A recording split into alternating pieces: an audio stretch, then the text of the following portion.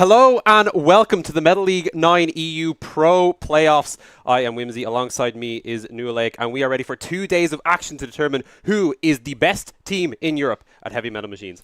2 days of action, 4 series, and we're not just going to figure out who's the best, we're going to figure out who's second, third and fourth as well. And I'm looking forward to what should be some pretty excellent series this weekend. Yeah, we have a fantastic slate of series across the weekend. Later on today, we will have Skade, the reigning champions, against ZXC, but we are starting off today with the number one seed coming into playoffs, MS Anarchists against Bad Boys, the new team on the block here. And this should be a good one to start us off here, especially looking at this MSA team who right now are in fantastic form. Yeah, the new kids on the block are Bad Boys, the French team, who looked good during qualifiers, and of course MSA, who last season absolutely romped their way to playoffs, but unfortunately couldn't close it out when they got there. So we'll have to see if this time around, they're kind of coming in with something to prove in playoffs, prove that they are a team that can do it when it matters, and hopefully win this time around.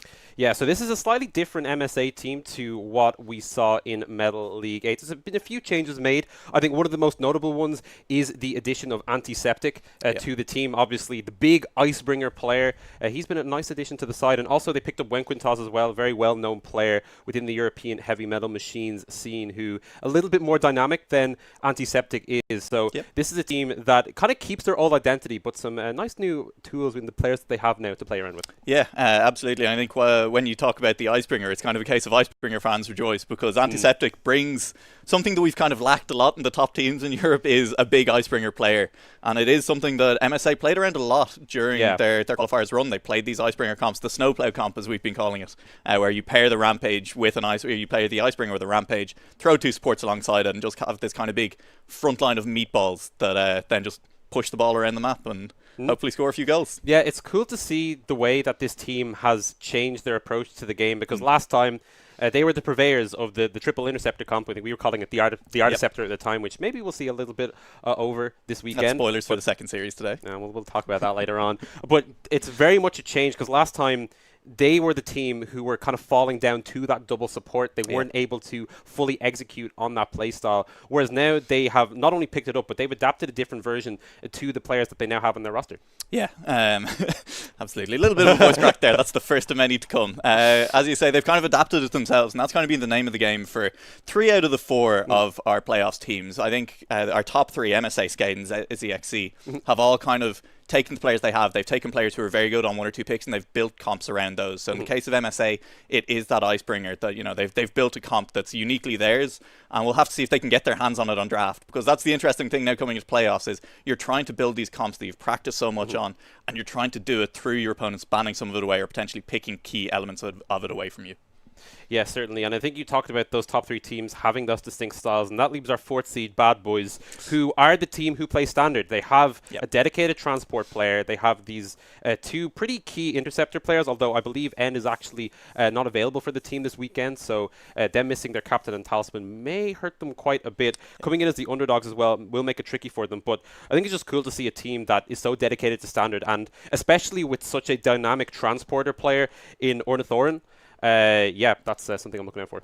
Definitely, and this commitment, as you say, to playing standard, to just playing the 2 interceptor, transporter and support role, could help them out quite a lot in the draft format, because it's a very easy one to plug different pilots into. You just pick whatever is strongest that's available in the middle of the draft, and then you just play it. Yeah. You don't have to worry about, are we getting the key elements for our comp that we really need? I mean, just looking at the different pilots that they played throughout the competition, Nabarus has played 8 different pilots in 29 games, so he has a lot of different things he can go to. The Clunker and the Metal Herald actually being his 2 most played as well, so he can kind of flex between either the Interceptor or the support as well, which is, I think, what his team needs, given that previously they did have N as their dedicated Interceptor, Ornithoran as their dedicated Transporter, and then Anton, who played a lot of Photon as well. So played a lot of Photon. Yeah, he was the one player on the team who was kind of sticking to one pilot specifically, whereas everyone else was kind of playing around with their pools. But overall, I think that's something that really will benefit them in the draft format here, having access to all these different pilots,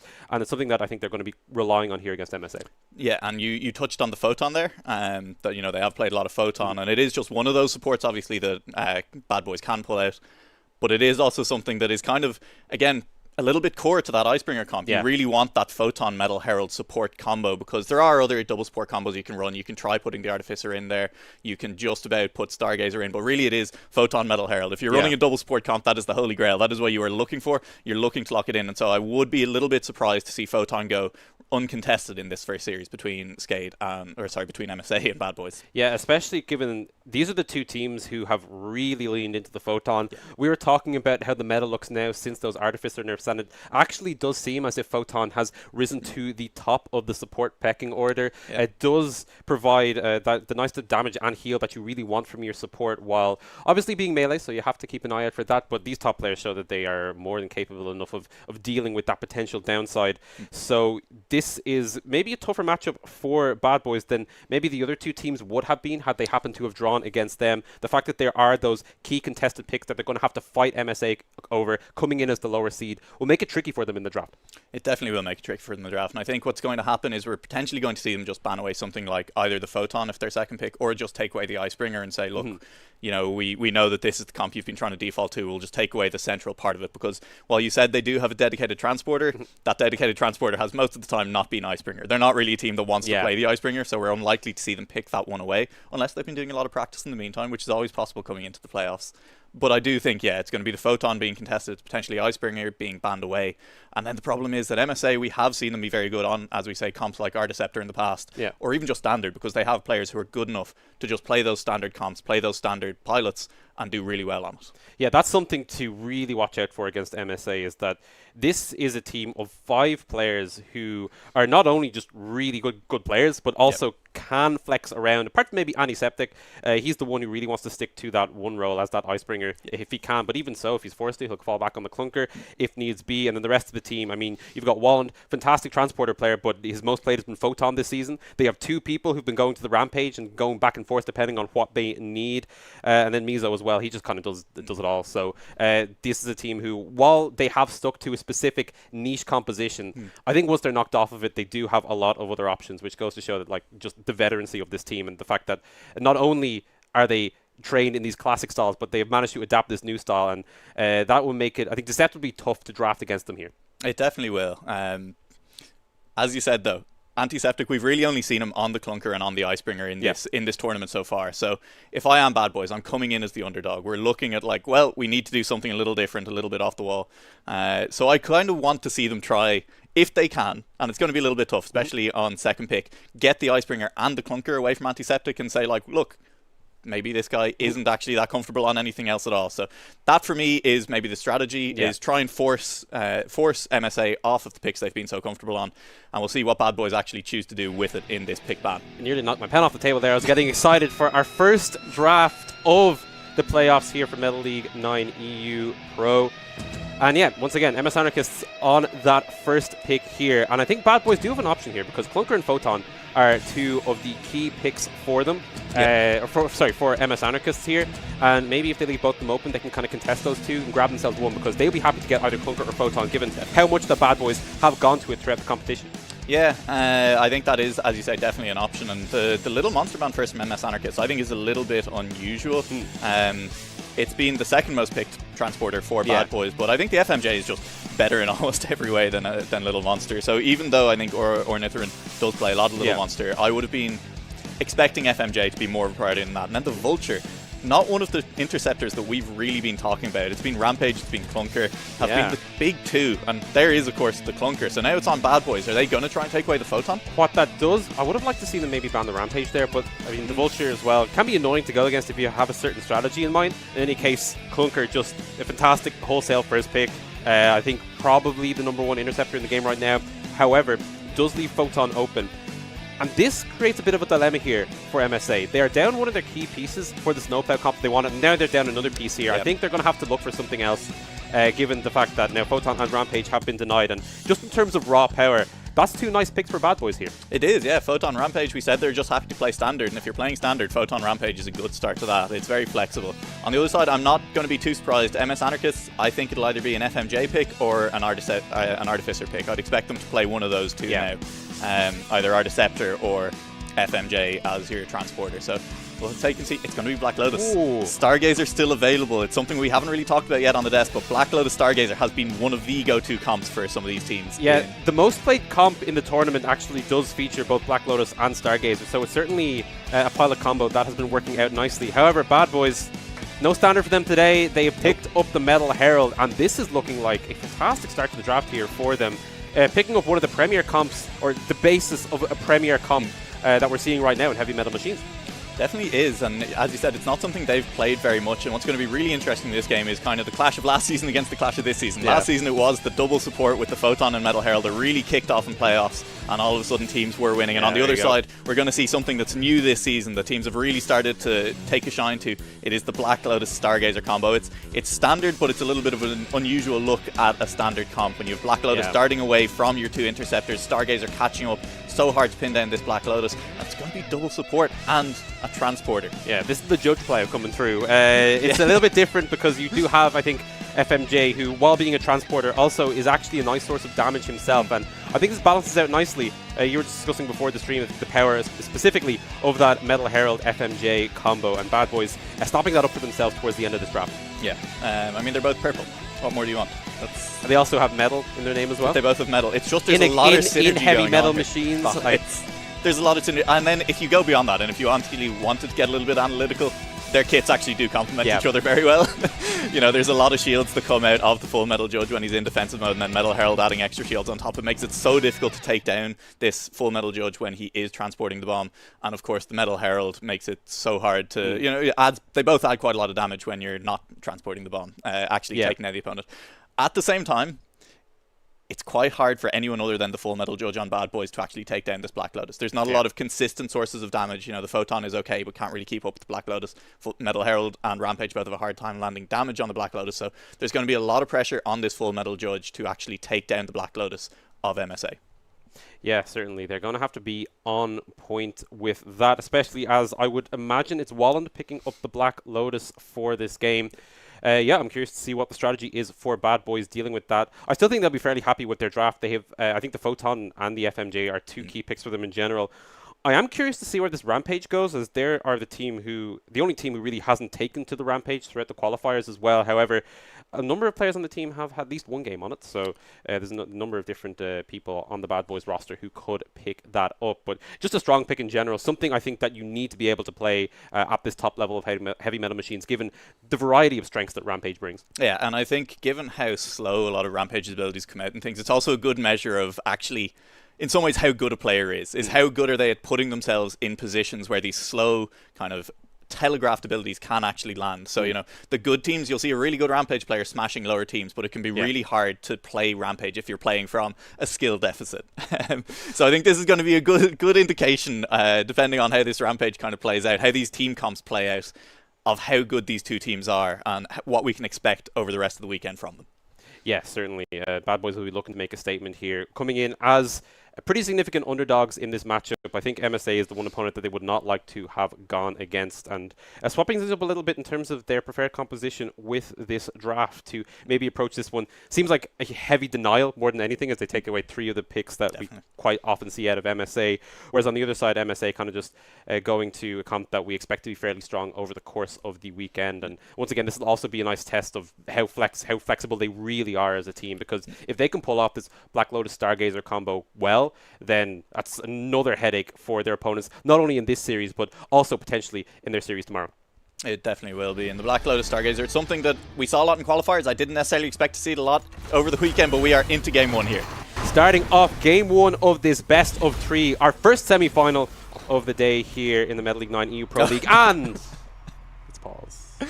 Oh, we're straight into it, but that gives me time to actually continue that point that I tried to start at a very bad time, which is that I kind of didn't expect to see much of the Black Lotus Stargazer because it's such an easy combo to break up. Neither of those pilots really want to be pulled out alongside almost anything else. It is very much a duo that you want to pick up. So the fact that we are seeing it here in game number one, I think, is going to give a lot of teams as well a chance to see how powerful this is likely to be in playoffs, and potentially see whether or not this is something that they need to ban an element or pick an element away from.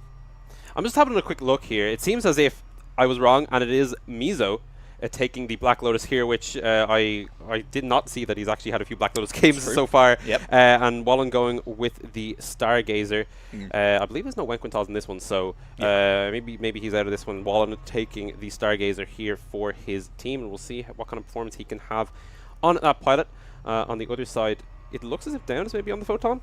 That's how it looks to me from here, yeah. Yeah, so once again, Anton being taken off of that one. Maybe he's taking the Rampage for this. But MSA starting off with the bomb here as we are moved out of the pause. And immediately the focus on that FMJ. Ornithoryn goes down, and MSA off to a strong start here. Mizo already making it to that stretch. Yeah, down the first right here, and expect to see this a lot this game, the focus on the FMJ by MSA, because as we said, once the FMJ goes down, there are very few pilots left on the other side who can do it, and this is going to be a shooting chance. Yeah, Mizo's going to look for the shot here, swings it around, good save comes through from Ornithoryn, and he's looking to keep himself hanging in this one. They now have Anton back on the field as well, so good defense here from Bad Boys after what looked like a pretty nasty start. Yeah, now we get to see how practiced Bad Boys are on this double support comp. You want to be staying close together, you want the full value out of all of those heals and AoE shields coming through, and Bad Boys, they've already been a little bit separated. Anton already gone down, and now it's 3v4. Yeah, MSA doing a good job of taking out this Rampage early in these cases, and Antiseptic as well, able to snipe away Navarus. That could mean the Metal Herald is going down, but slowly and surely they're eking forward, down in a lot of trouble once again. If he can get the shields coming through, he will survive. However, Mizo snipes him out in the Black Lotus, and Bad Boys are just being slowly ground down here. Singularity used as well, which will likely be the Dispossessed coming through, and 2 kills to boot, and MSA setting themselves up for a goal-scoring opportunity. Yeah, not the cleanest pass we've ever seen there, but this should be an MSA goal-scoring opportunity, as you say. The respawns are slowly coming through, but there's not going to be many players, and it's a little bit longer before Rampage respawns. That's the first goal. That was the setup coming through. I think the Killer J Rocket hit and set that one up. Mizo putting MSA ahead in this first game. Yeah, clean first goal there. It's been all MSA pressure all the time so far. The Black Lotus, there's not really much that can slow it down on the other side. There's no big CC AoE abilities that can kind of push it back, and there's very little chase potential outside of the FMJ. MSA doing a good job of keeping that FMJ off of the Black Lotus when Black Lotus has the bomb, and so far it's been clean from MSA. A very, very strong start from MSA in this first game, and Bad Boys not really able to answer with their comp, even when they managed to set up that first defense. Just not pulling out of the bag here. However, Mizo a little bit isolated here, dodging out of the triple taps for the moment, and managed to escape. Stargazer heals come through, and Mizo with a good few dodges there to get himself out of a dangerous situation. And there's the signs. That's why the Black Lotus Stargazer combo is so scary, is because, you know, any other support there, Black Lotus just dies because no one else can get to the Black Lotus in time. Stargazer, just point and click from 2 screens away, you're on top of your Black Lotus. Black Lotus is full health, and Mizo is still pushing forward from that kind of risky kickoff. Yeah, and we could see Wallen being focused out there, but Mizo has just been allowed to move down the dropper stretch for free. Once again, isolated, but Wallen jumping to his transporter, and the Stargazer really helping out here for MSA. And now Mizo looking for this final stretch here, down, isolated on the back line, and will fall. 2 members of Bad Boys waiting on respawns here. Will MSA look to pull the trigger right now? Swinging towards that goal line. Anton is back on the field though, and it may be a little bit tough to get past his Rampage, so right now just setting up the siege. Yeah, I don't think we've had enough time for those big ultimates, goal-scoring ultimates to come through for MSA yet, so they're doing this without the aid of the Clunk Roll, without the aid of the Killer J special, and we'll see. They're just taking their time on this one, and I think that's fair without those big abilities. Yeah, Ornithoryn trying to pressure the MSA backline in that scenario, Anton as well, but as soon as Anton goes forward, he's being focused out and nearly taken down almost instantly. Has to back off here, and MSA still hunting the Rampage as Mizo creeps forward. We do see the Metal Herald special weapon being used, but Mizo still happy to step forward here. Singularity used, fighting around the back, and somehow Navarus managed to dodge the Singularity, move away, and 2 kills coming through for Bad Boys, and once again the defense comes in clutch. I'm not sure if Mizo even meant to let go of the bomb there, or if he got pushed onto a dropper and it just came flying out, but either way that was about as close as the bomb can get to the goal line without it counting as a goal. Now is the chance for Bad Boys to push back out. They got the couple of kills there, the respawns are just coming through, and they really haven't made all that much ground with the space they were granted. Yeah, and Ornithoryn struggling to generate those shields for himself as well, although now Navarus joining him, maybe he'll find a little bit more luck in that regard. Antiseptic trying to disrupt things for the moment, but Bad Boys finally able to drive this bomb to a bit of a safer situation here, and settling down just a little bit for the moment, looking for a couple of kills here as well if they can finish him off, and the Saturday shift will do it. They take out Antiseptic, looking for a little bit more space here. Searchik in the way, just trying to annoy them, but for the most part, Bad Boys able to stay together and advance. Yeah, the Killer J special going down there, so I mean that's really more useful when you're near your own droppers. Otherwise you're just making someone drive in circles for a little while with their team all around them. And finally it looks like Bad are coming to terms with all of these disruption abilities on the MSA side. You know, they're actually managing to keep their 4 players together, get all those heals and AoE shields together. This is them now starting to make slow but steady progress towards the MSA half. Yeah, pick onto Wallen should allow them even more room to move as they look to try finish off Antiseptic here, but the Clunker with some nice dodges to get himself out of danger. And now the Stargazer's back in play. 4 versus 4 as Bad Boys move into the MSA half of the arena here. And probably looking to set up a pick before he gets to the major dropper stretch. But Down has to watch out for his health bar. But Anton finally beginning to hit some of these Rampage specials, taking out Mizo and once again creating space for Bad Boys. Yeah, Saturday shift going down there. I was going to say, you know, it was probably nearly back up after they used it in their own half, and that's going to be a dispossess or Nitherin. He got a little bit hasty there. Yeah, just stepping forward. Has the sentence death out as well to try see if he can trade that bomb back, see if he can take down Mizo. But Mizo slides past the Stargazer as well. Will make sure that he doesn't go down. And Ornithorin falls for his troubles as well. MSA, as soon as it got to their own half, the defense comes in clutch, and now they're looking to go back on the offensive. Yeah, the Killer J and the Rampage so powerful in their own half beside those droppers. It's very hard to get past. And Ornithorin, you know, his team, they were starting to take out a couple of players. They were starting to make good progress, and unfortunately got a little bit too antsy with it. As Mizo, he's just going for a Sunday drive at the moment. Yeah. He's just cruising. He's playing Trackmania right now as no one's really opposing him. Bad Boys can get nowhere near this Black Lotus. Narbert's going to try to do something, Anton as well on the side, but Mizo's already made so much ground. And now MSA could be setting themselves up for their second goal here as they slowly move towards, although Mizo will likely want the help of his team out here on the side if he is going to make that push. Anton, meanwhile, still trying to find a pick on the side with the help of Down.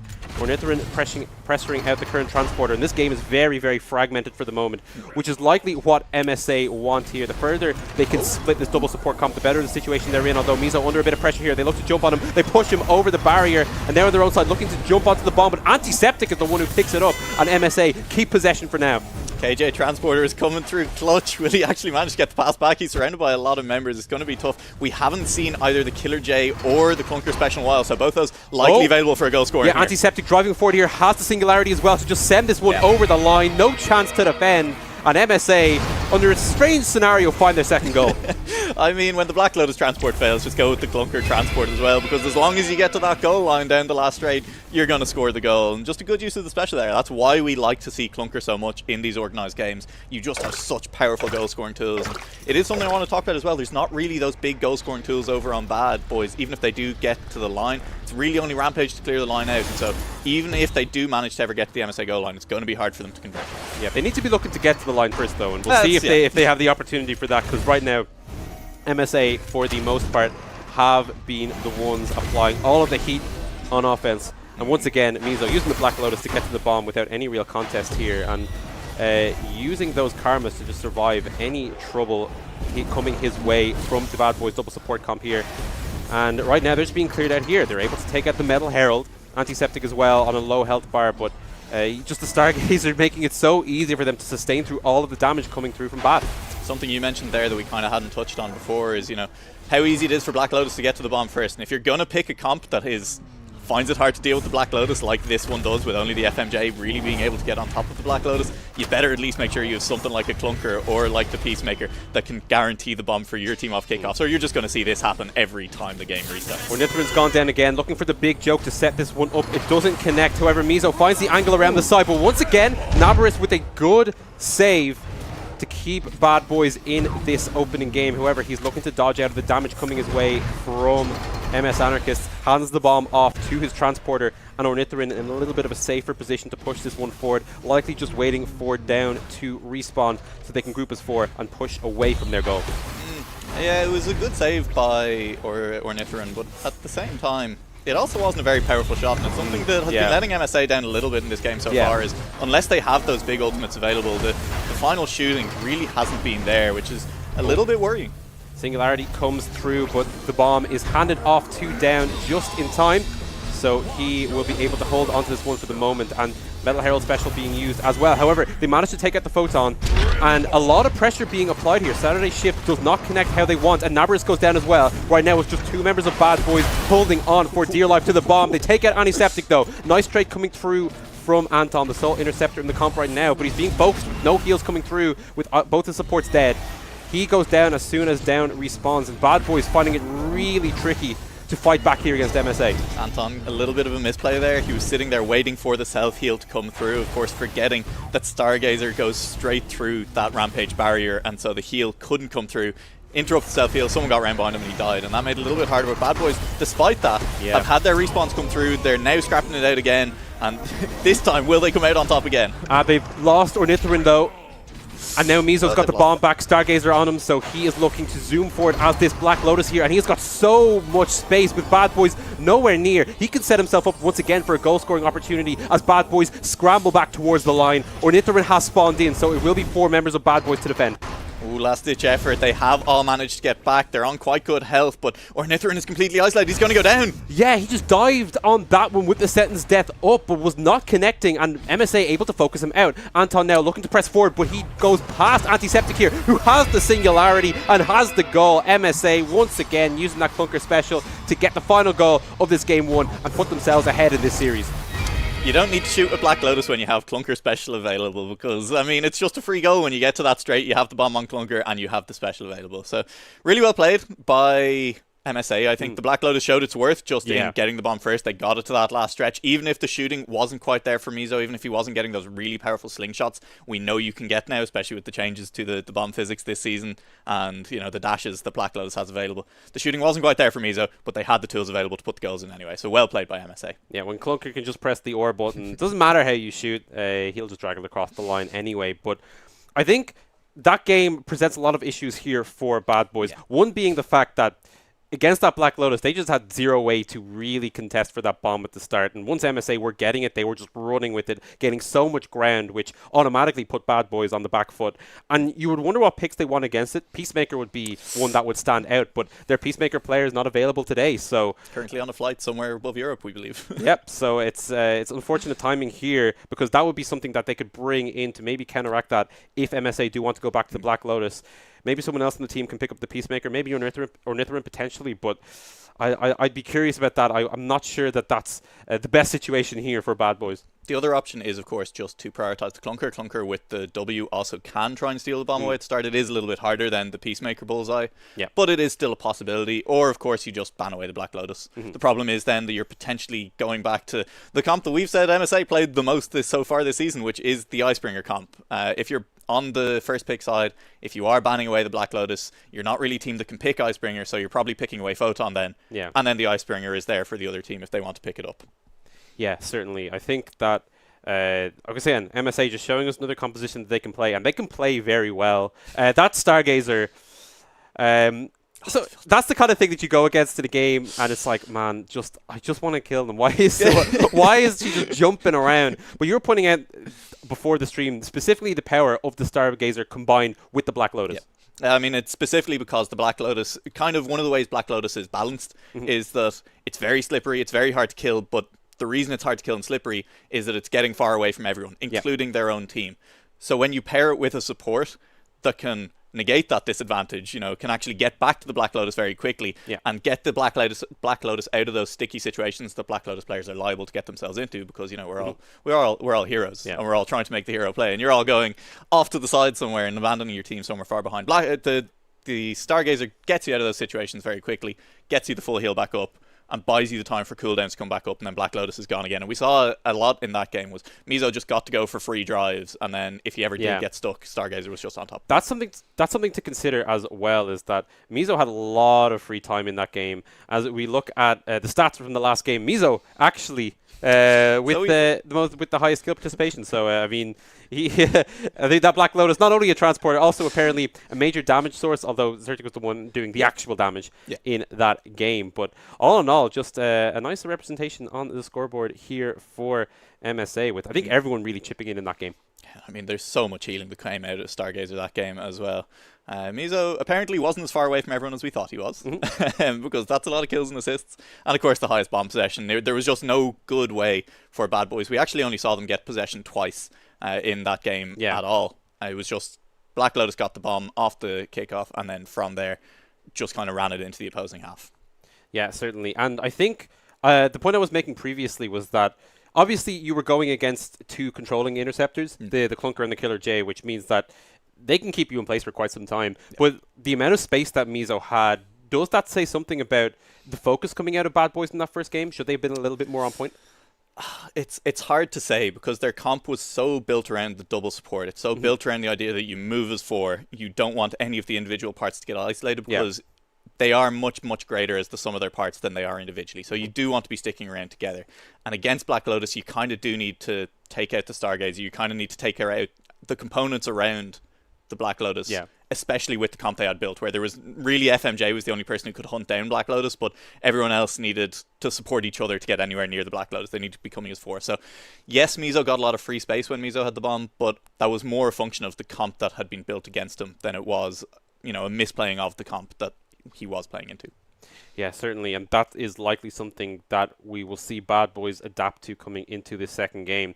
I say that, but at the same time, one thing we keep saying is MSA are a team who we are expected to be quite flexible and can adjust their strategy. You mentioned the Icebringer earlier. There is also the comp they were known for previously, the Articeptor, if they want to fall back on that, because they do have 3 fairly capable interceptor players, provided Antiseptic can get the Clunker himself, which a little bit less sure about given the strength of that pick. But even so, just in general, a lot of options for this MSA team. And now that they're second pick as well, I think they're a team that can adapt to what their opponents have selected and kind of adjust their strategy and the composition they want to take on the fly.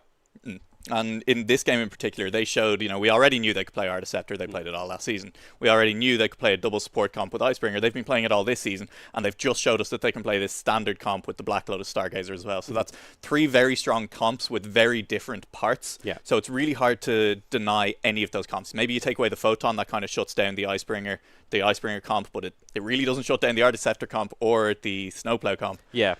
And it's really hard to or the composition we just saw. Or the composition we just saw. Yeah, there's a lot of different options there for MSA, and I think showing that mastery is something that will really serve them well, and maybe a dimension that we didn't see from them in Metal League 8 that should serve them quite nicely here in the Metal League 9 playoffs. But Bad Boys certainly not out of it yet. Like I said, they're a team that has shown with some quite good performances throughout the qualifiers, and while they struggled against the top teams, I think there were really those flashes of strong performances. I think we saw it there as well with some key defenses.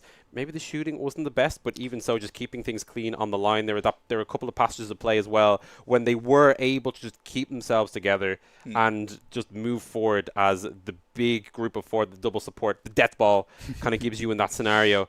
If they can just kind of reliably string that together more, I think they're showing that they're capable of it at least. Yeah, and I think against the Black Lotus comp, the death ball comp is quite hard to pull off that double support move as 4. So potentially different next game. At the same time, we've said we know MSA can pull off a lot of comps, and I think it's going to be a case of can Bad Boys with a transporter that's maybe different from the FMJ. The FMJ was good, but if they actually get the bomb onto their transporter a bit more often, if they're not losing so much ground every time they lose the bomb, can they actually get something done when they get to the goal line? Because that's still a question we haven't even come close to answering. Yeah, I think the FMJ, while Ornithoryn a good FMJ player, a little tricky when I think a lot of the strengths he's trying to avail of, diving that back line, doing the damage, were being shut down so quickly by MSA. But we are on to our second pick and ban phase here for this best of 3 semi-final. Bad Boys now with that first pick, and going back to the Vulture ban, still something they are scared of. LM in response taken away by MS Anarchist. Now Bad Boys with the first pick. Will they run it back with the Photon, or will they be the ones taking Clunker here first? Oh, it's a tough decision. And as we were just saying, both of them only really shut down one comp. Clunker, I think you just take away. Yeah. Because Photon only removes the Snowplower as the option for MSA, but Clunker is just strong in all of those comps. So fair enough, take the Clunker off the table. MS Anarchist, I kind of expect to see them start to go towards the double support comp at this point. Yeah, I think Clunker is just a bit more of a comfortable pick here for Down as well, which I think he's going to be fairly happy with coming in as probably the substitute player for this team. However, I'm thinking that MS Anarchist might be setting up for one of their more well-known comps. Although, actually, no, they're going for the Killer J instead. So they're just opting for an early Interceptor suite here to set them up. No Icebringer pick just yet. No support pick either. So Bad Boys, I think, actually with a lot of options here. There are a lot of options, but say you go for the Photon Metal Herald, you say like, okay, we'll run back the double support comp. MS Anarchist can just say, okay, we're just going to run back the Black Lotus Stargazer again, and you're fine. You're very happy with that. You've done it, and you're doing it with Rampage and Killer J, who are excellent interceptors. So I think that's going to be what we see from MS Anarchist. I don't see any reason for them not to just run back the Black Lotus and Stargazer. Yeah, they can just go straight back to that one here. I think as well, there's zero way they're picking the Stargazer on the side of Bad Boys. They need either a transporter or another interceptor potentially if they want to stick to the double support and maybe have that Photon transport instead. But actually, no, going back with the FMJ. So it's only these teams swapping one interceptor between themselves. Bad Boys getting the upgrade, the Rampage being swapped for the Clunker. But I think, does that just regurgitate the issues from game 1 that Bad Boys had? A lot of them, yes. But Clunker is much better at taking down Black Lotus than almost any other interceptor, because if you can tag them with that W with the big magnet, then you can actually drag the Black Lotus away. You're not trying to land enough damage to kill them, you're just trying to land one key ability. So that's definitely a possibility, and that's going to make it a little bit easier for Bad Boys, and they do have that chance to steal away the bomb at the kickoff. So mostly the same. Bad Boys could run into a lot of the same issues. But enough of a change to potentially give them an edge in this game. I mean, between the two of us, we have the best Black Lotus Ireland and formerly the best Clunker in Europe. I thought it was the world.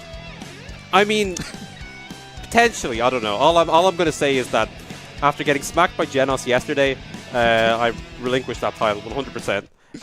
But yeah, I think I was going to say we're fairly aware of the dynamic between the two. Clunker has some options, although if Mizo's back on the Black Lotus here, I think he's shown that he can evade a lot of the trouble that Clunker can put you in, which is a key strength of Black Lotus, is the fact that if you're a good Black Lotus, it's tough for anyone to really get a handle on you a lot of the time. Yeah, and again, it's just the Stargazer means. So once they do start to get a handle on you, they need to do it twice in a row, and that's the really hard part, is that you do it once, you blow most of the Black Lotus health, and Black Lotus just has a full health bar again. So good luck, do it again, guys. And it's going to be tough. As you say, Mizo was not under a lot of pressure in the last game, which means that in this game, if that plays out similarly, he can just save all of his dashes for whenever the Clunker gets near him, and that does still make it quite easy to dodge the W, which the name of it I'm blanking on for Clunker. It's the magnet one. Yeah. Everyone knows what it is. The magnet. It's the hook. It's because it's so clear what it does. I think the everyone just uses that. Yeah. Exactly. The hooky magnet. Yeah. It's like the Metal Herald runes, you know. Although I'm pretty sure runes is in the name of that one as well, but it's just like the big. You see, he fires a line of runes. So exactly. So basically, Mizo needs to dodge that. Yep. And then probably win the game again. That's a lot of anti-Clunker gameplay, though. It's just don't get hit by the magnet, and that's fair. Yeah, you're good. I think the whole team would be looking to do that, but I think especially Mizo, if he's pretty wary in that one, he should be in a good spot. One thing I'm curious about though is, like I said, last game, you could see it sometimes on the side of these fights where it's like, all right, this Black Lotus is getting away. He's driving forward, and they couldn't really get to him because they were against the Clunker and the Killer J on the side. But sorry, I got a bit distracted there. But this time the Rampage, not as much of a controlling element here, so maybe that's something that Bad Boys can play around and shut down this Black Lotus a little bit quicker as we are starting our game 2. Unpause. Pause. Definitely pause. Okay, pause. Okay. Definitely pause. Yeah, that Rampage is a little bit more controlling, but again, not necessarily the most controlling.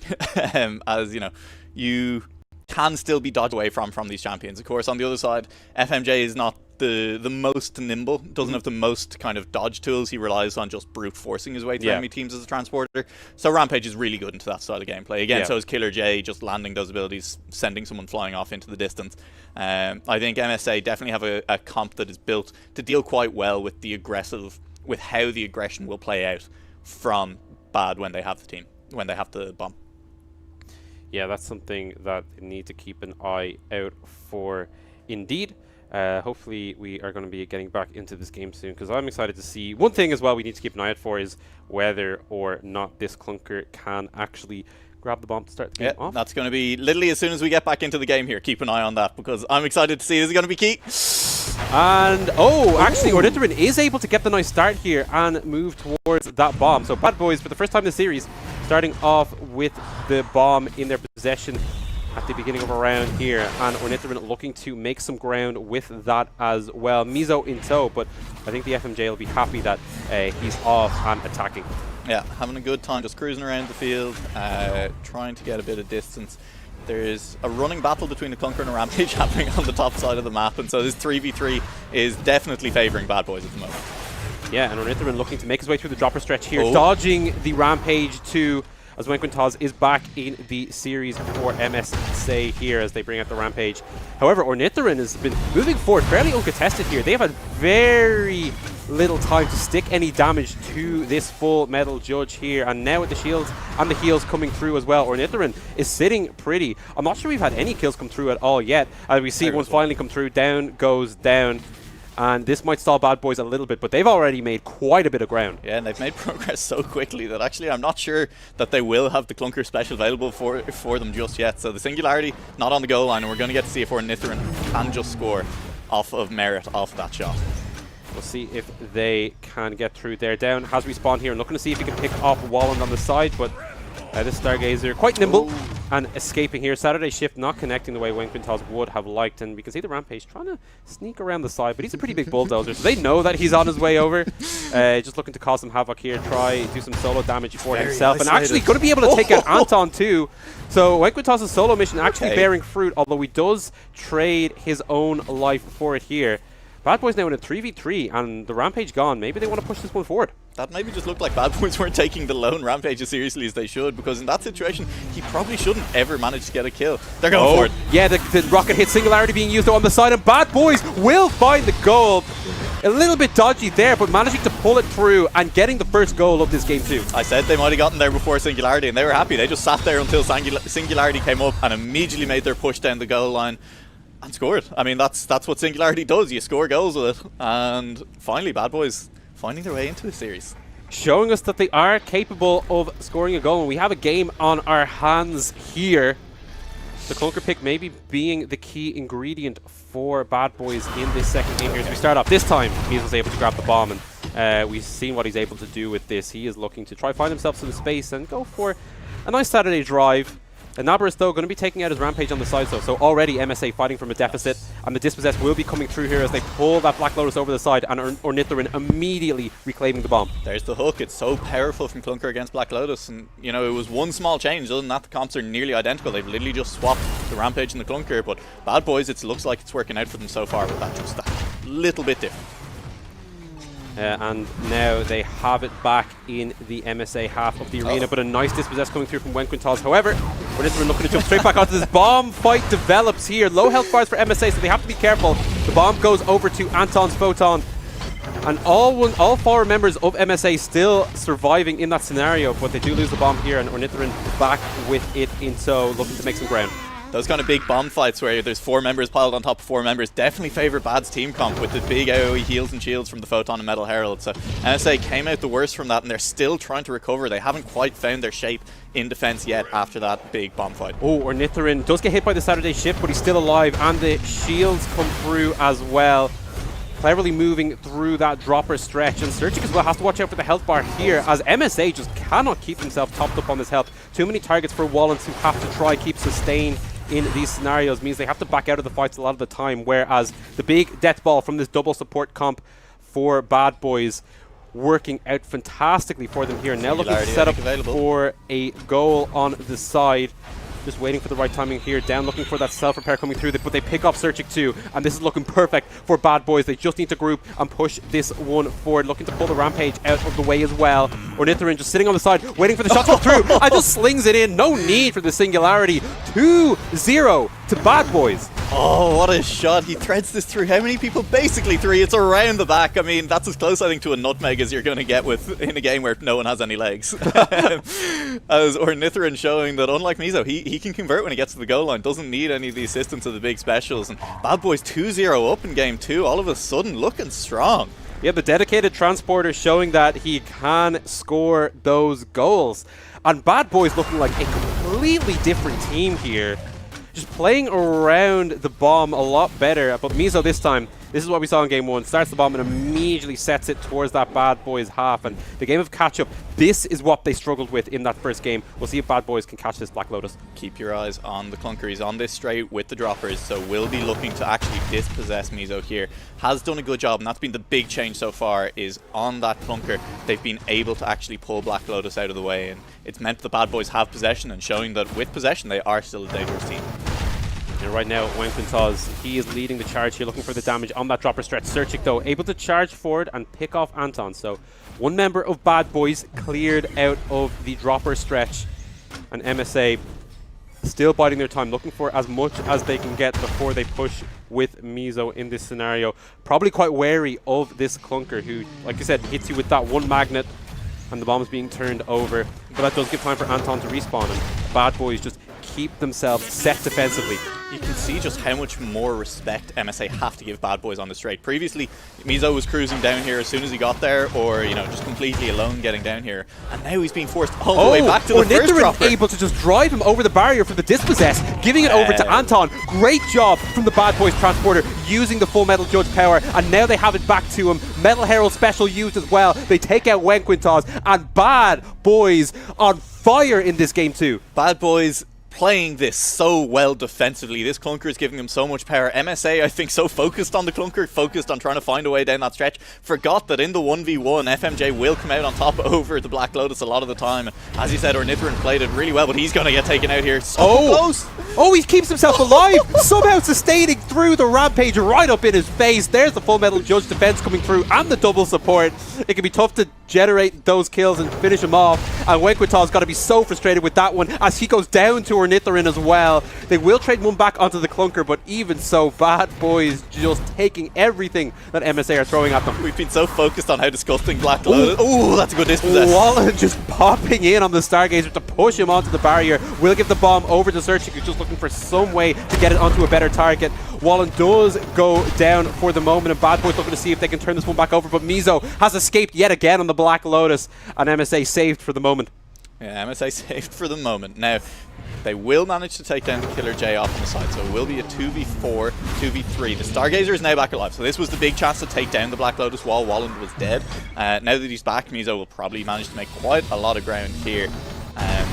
But I mean, yeah, earlier in that play where Ornithoryn surviving for so long in the middle of so many players was just kind of terrifying. We've been so focused on how good the Black Lotus Stargazer combo is, though we've kind of forgotten just how much healing and shielding can come out of this Bad Boys comp as well. Wenquintaz has not had a fun game as he was picked off from the side, but looking to respawn right in the middle of this, and the big joke is being used as well to potentially set up a pick onto Ornithoryn, who is right now in an awkward spot. However, Nabarus as well diving that back line, trying to pressure Mizo out here on the side as more of the fighting is moved towards where the Black Lotus is at the moment. Down, looking for the dive here, but he may have isolated himself. Mizo there looking for the push forward, takes a lot of damage, but does use the Nirvana, which will mean the Black Lotus can zoom forward fairly safely, and looking to set up a goal-scoring opportunity here, making it through the dropper stretch for the first time this game for MSA. That was incredibly aggressive out of Mizo, and I love to see that, especially when you have the Stargazer in your back pocket when the jump is available. Mizo really went for it here. They don't really have big goal-scoring ultimates this game. Can Mizo actually convert, though? Last game, they really relied on this clunker ultimate, and we've yet to see Mizo prove that he can do it without it. Wenquintaz able to find the opening pick onto Anton, but Wallen just traded in response here, and now Mizo has to watch out as the sentence death coming straight for him. Looking for the dodges, does manage to keep himself standing for the moment, looking for the self-repair to come in as well, and he will get it. Mizo doing a good job of evading the attack from Ornithoryn there, and MSA will hold on to the bomb. Dodged it just about. Now is there a chance for MSA to move forward? Rampage is there. Rampage is taking a lot of damage. Wenquintaz comes down. Ooh, bomb is loose. Clunker ultimate down as well. That's a big defensive tool gone. Yeah, Singularity missed onto the priority target there, and down will fall, and Searchik is just going through. This is going to be MSA getting themselves on the board as the Killer J slings it into the goal. Oh, they got so hypey after they managed to get Mizo very low after Ornithoryn nearly managed to kill him off. They were like, yes, we can push forward as 4. Oh wait, what do you mean there's no one back in defense? And it was just Searchik cruising straight through on the Killer J. A nice goal for them, but scrappy on the goal line. Scrappier than Bad Boys have looked this game when they get to the goal line. And MSA, it's tough for them to convert in this game. It's tough for them to convert, but it seems as if they're finally reaching within themselves and pulling out that pedigree play that has them at the top here. Mizo once again starting off with the bomb here in this 4th round, and you have to imagine that he'll be looking to make as much ground as possible here, because MSA will need to get that bomb deep into the Bad Boys half. He does have an FMJ on his head, and you can see immediately ducking out of that one. Doesn't want to go try and make a run down a straight with an FMJ sitting directly behind him. So will go now that his team is caught up with him, now that he has a bit of space. Wallen dodging around, getting those Qs down, trying to get the heals charged up. And he's taking a lot of damage. Yeah. I think he's nearly going to... That Tangle getting him out in the nick of time, as Mizo still has possession of the bomb, looking to set this one up, and under very little duress with Wallen keeping him topped up in that scenario. We have a look at the fight on that dropper stretch here. Saturday Shift going to hit a lot of people here, and down in a good bit of trouble. Wallen being the one who secures that kill. Once again, MSA able to drive the pick, and Mizo fairly freely. No. Oh, he was nearly able to get over Nabarus, making that one tricky for a second, but the bomb is reclaimed by MSA, and now Mizo, he has to be feeling himself here, looking to try get MSA tied up here in game 2. Let's see this aggression again, Mizo, that got you down that first straight in the last play. Will it pump together on this home straight this time around? There's 4 members back for the defense. It's up to Wenquintaz and Surgic to try and clear the goal line. Looking to try chip them down here. Wenquintaz just chugging away, but Anton able to get the kill onto that Rampage. Key member for MSA missing at the moment, and now seeing if they can get some damage onto Surgic too. He just has to back off away from the straight. And Ornithorin maybe looking for another dive here on the Full Metal Judge. However, Wenquintaz has respawned, so once again, MSA R4 and are likely just going to go back to try force a pick on that goal line. You can see how much safer Bad are playing. Never mind, that's the big joke coming out. Will they make the move now? Mizo's sneaking forward. Yeah, he's trying to see if he can find the angle here. Wenquintaz pushing Ornithorin back with the FMJ still with the high health bar, and Mizo has to back off as Full Metal Judge just jumps right in his face with a heap of damage. MSA being forced to play patiently here. Any attempted aggression. Actually, Mizo might look for the shot here, swings it around the side. Oh, no. However, he still has to hold on to it for the moment and not able to find the opportunity. Patience coming through from the MSA transporter here. Backs off, and now Rampage pushing it forward. Saturday Shift being used as well to try clear out a kill, and Mizo finds the angle and scores the goal to tie this game up. Oh, the patience is beautiful from Mizo. Look how many times he fakes it. I think that was about the 5th or 6th feint by the time he shot that time around. And tying this game back up, this is the potential comeback for MSA. They dominated game number 1. They fell 2 goals down in this game number 2, and now they are looking good. And Mizo showing he can convert on the goal line when it matters. MSA rocked at the start of this game 2, quickly falling 2 goals behind, but they have reset and found themselves ways to get back into it, and now are 1 goal away from a finals berth. Bad Boys, though, they themselves only need 1 more to try to get back into this one, and Down looking to see if he can finish off Mizo to start this one off and get an early turnover. However, Wallen just healing up the Black Lotus once again. Bad Boys have to be very frustrated trying to deal with Mizo and Wallen in this game so far, as now MSA look to once again move the bomb forward. I think really what's happened in this game is Mizo starting to step up big time on this Black Lotus. That aggression to dive down the first straight, those feints on that goal there. Mizo's really starting to make some ground. And I think at the same time his interceptors are doing a good job of starting to do what they did in game number 1 and keep that death ball, keep the 4 members, the double support of Bad Boys, further away from Mizo than they would like to be. And now MSA once again slowly setting up for this dropper stretch siege. Although playing off it a little bit for the moment here. Wenquintaz very low, looking to just throw himself into the fight and get down as much damage as possible, but he will be dropped by Ornithorin. And Bad Boys keep everyone alive for now. Searching as well, very, very low. Just 1 more shot on the side will take down the Killer J, but he finds the angle out of that fight. MSA are slowed, but they can likely just wait for Wenquintaz to respawn and have another go at it. It's so tough for Bad Boys. They got punished on that first goal after they got 1 kill. They all dove forward. They were looking so aggressively for Mizo, and they got caught out when Surgic snuck behind the big 4-man push and scored the goal. And now, even when they get that 1 kill down onto Wenquintaz, even when they have the 4v3, they're playing so far back. They don't want to make the mistake of overcommitting again.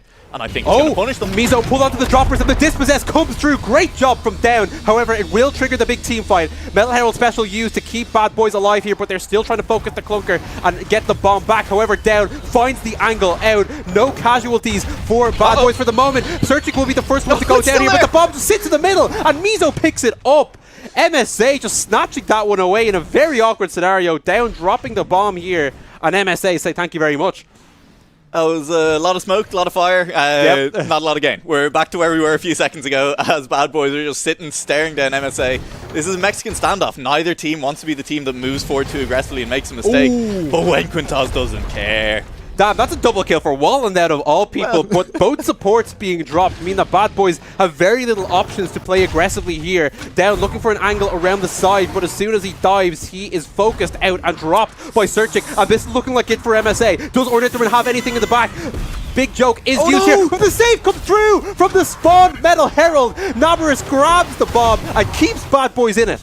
Mizo, that was a shot straight down the middle, and it was straight into the one defender who was there. They had the chance. That could have been the close. It's not over yet, though. This fight is still going, and this is the chance to recover it. Yeah, MSA just swinging at anyone they can get their hands on. They take out the Metal Herald, looking for a Nidoran as well. They've managed to pick up the bomb in Mizo, and it's looking like round 2 here on the goal line. Can they send this one in? Looking to dive the back line, and down will fall here. Mizo cannot find the angle for the shot, though. The respawn comes in, and once again he's depossessed. Searching, jumping onto the bomb, but it was on the droppers. And Ornithorman grabs it. He goes down. Wenquintaz now the one with the bomb. Absolute havoc here as MSA just cannot get the ball over the line yet. Wenquintaz though hits the dash, gets the goal, and sends MSA to the final. MSA love to have their transporter or their interceptors get the final goals in these games. Wenquintaz taking matters into his own hands, and what a finish to that game. What an impactful goal that was as well. The game was tied at 2-2. That could have changed the face of our whole playoffs.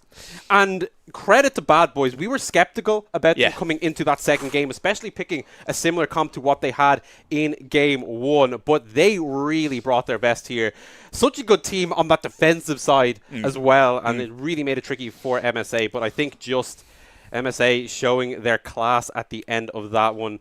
And it was tricky, but they did manage to get it in the end. I think Bad Boys lost their mojo a little bit after that first goal they conceded. You know, they got punished for pushing up too aggressively on defense, and after that, we just saw them slowly giving ground. They'd sit there on the straight and wait for Mizo and the rest of his team to make the attack on them. And the problem was that MSA are just too good, because they will make that attack and they will get down the straight. And even if you manage to recover it a little bit, we saw MSA still coming out on top in those messy fights afterwards. So Bad Boys, they had the front foot, and unfortunately they kind of took the pressure out, they took the gas off and kind of let MSA come at them. And MSA, as you said, just proved their worth. I mean, not to take away from MSA at all. Once they were given that tiny bit of space, they took the game, and they took it convincingly at the end. Yeah, and we saw, even with a few nastier tricks against this Black Lotus Stargazer comp, that they could find the answers. And I think great adaptations there. I think you pointed out Mizo was a key instigator in the turnaround in that second game for MSA, just realizing, all right, I cannot play like this anymore. I need to attack. And finding a lot of good opportunities as well. Then, on that fourth goal, reeling it back in and playing it more patiently when he knew that they were having trouble scoring. Just dancing around that goal line. Yeah, just holding on the shot. So I think fantastic performance him to help turn his team around in game 2. Definitely was. It was a great performance, and then I think Wenquintaz and Surgicon, the two interceptors, really stepped it up then at the end. That last goal was a really good example of them just forcing the right through. On 2 big fights before that, they really put in a lot of work and made sure that even though they'd lost the ball, the team could keep pushing forward because they recovered it almost immediately afterwards. So just a great performance all around by MSA. I haven't mentioned Walland in that list. We've talked about the 3 others, but I think Walland had a standout series. Yeah, I think if I had to pick a man of the match for that first series, I think Walland is probably the one, given just how timely he was in a lot of cases. And also being able to contribute in the fights maybe more than you would expect a Stargazer in terms of damage, which was quite surprising to see. I think what happened in a lot of those situations was he'd sit on Wenquintaz. Wenquintaz would dive in, slam 2 people against a wall, get a lot of rampage damage down, and then Walland would be like, yes, I press Q. You can see, I mean, Wenquintaz leading in damage and kills and assists, because he was just throwing his machine on the line there. He is so many times diving in. It was a case of, I'm dead, I might as well just pop all my damage on everybody. But once again, we see MSA across the board doing well in these stats. Walland specifically as well. We talk about him with that huge performance here, leading in KDA. So, yeah, great job from him and from MSA across the board. It's looking pretty good, and they will be ready for our final tomorrow. But we are going to go to a short break here as we get ready for our second semi-final between Skate and MSA. And we have something to show you as well over the break, so make sure you guys stay tuned.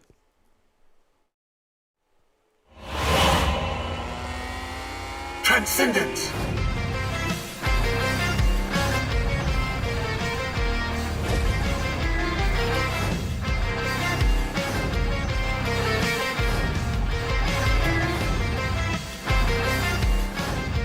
Let's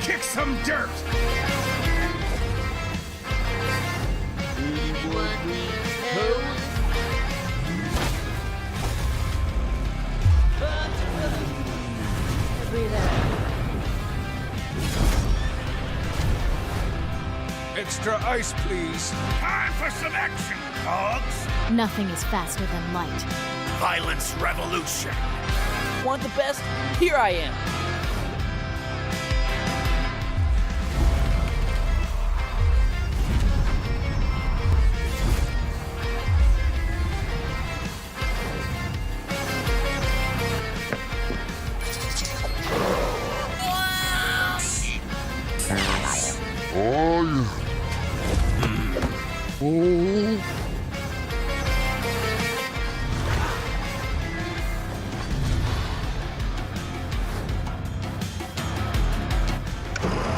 Nothing personal.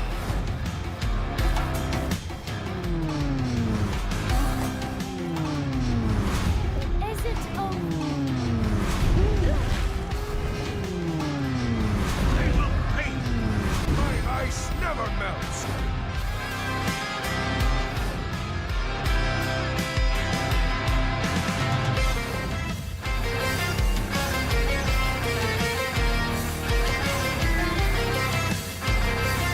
Time to spin some metal.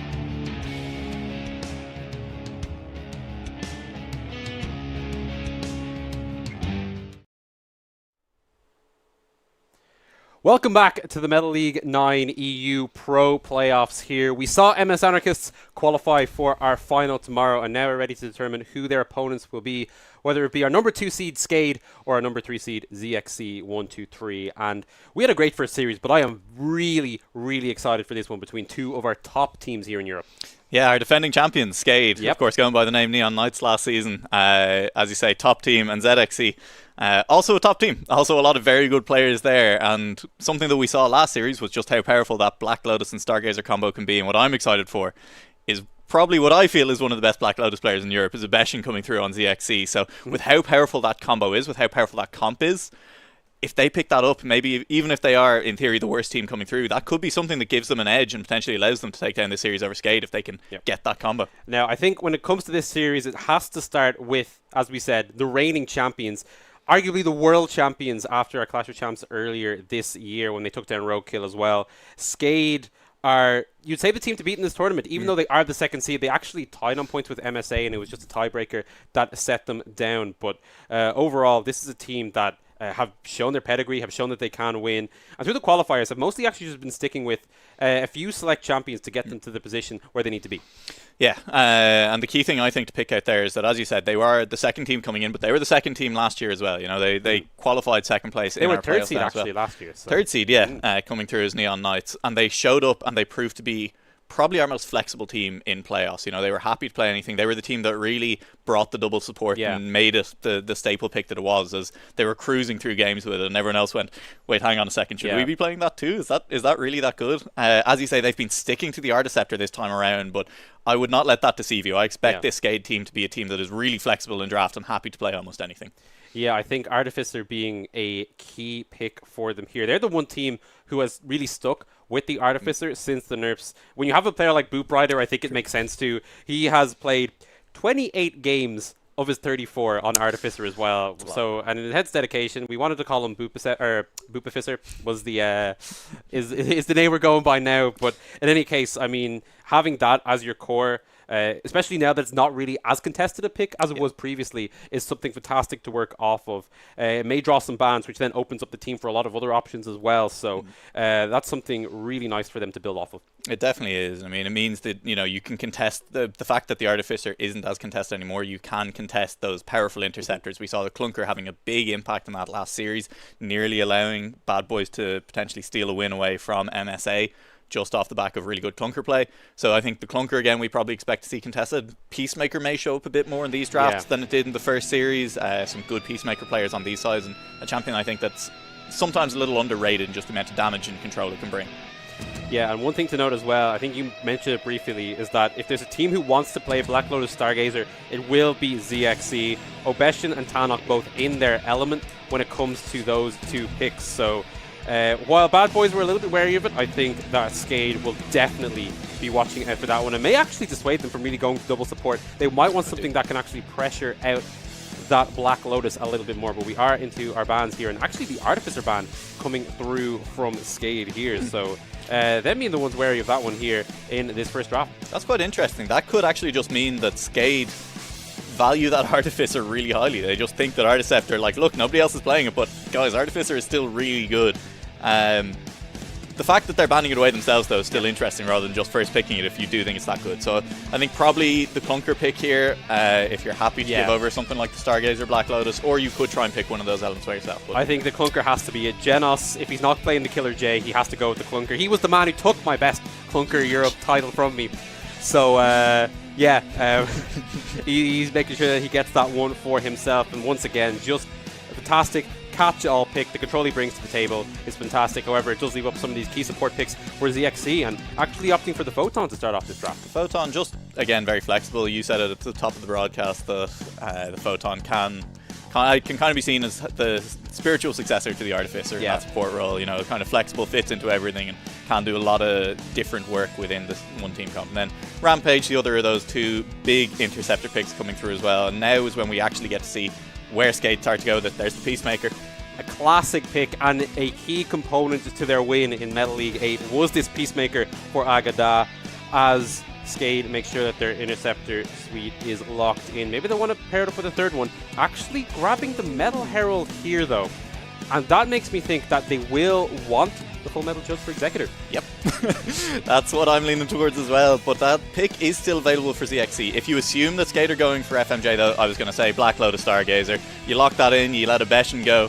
I mean, the man's a joy to watch. Any really good Black Lotus is a joy to watch dancing around the place. And the Stargazer just means they get to do it for longer. There's the FMJ. Stargazer last pick. Show me the Stargazer.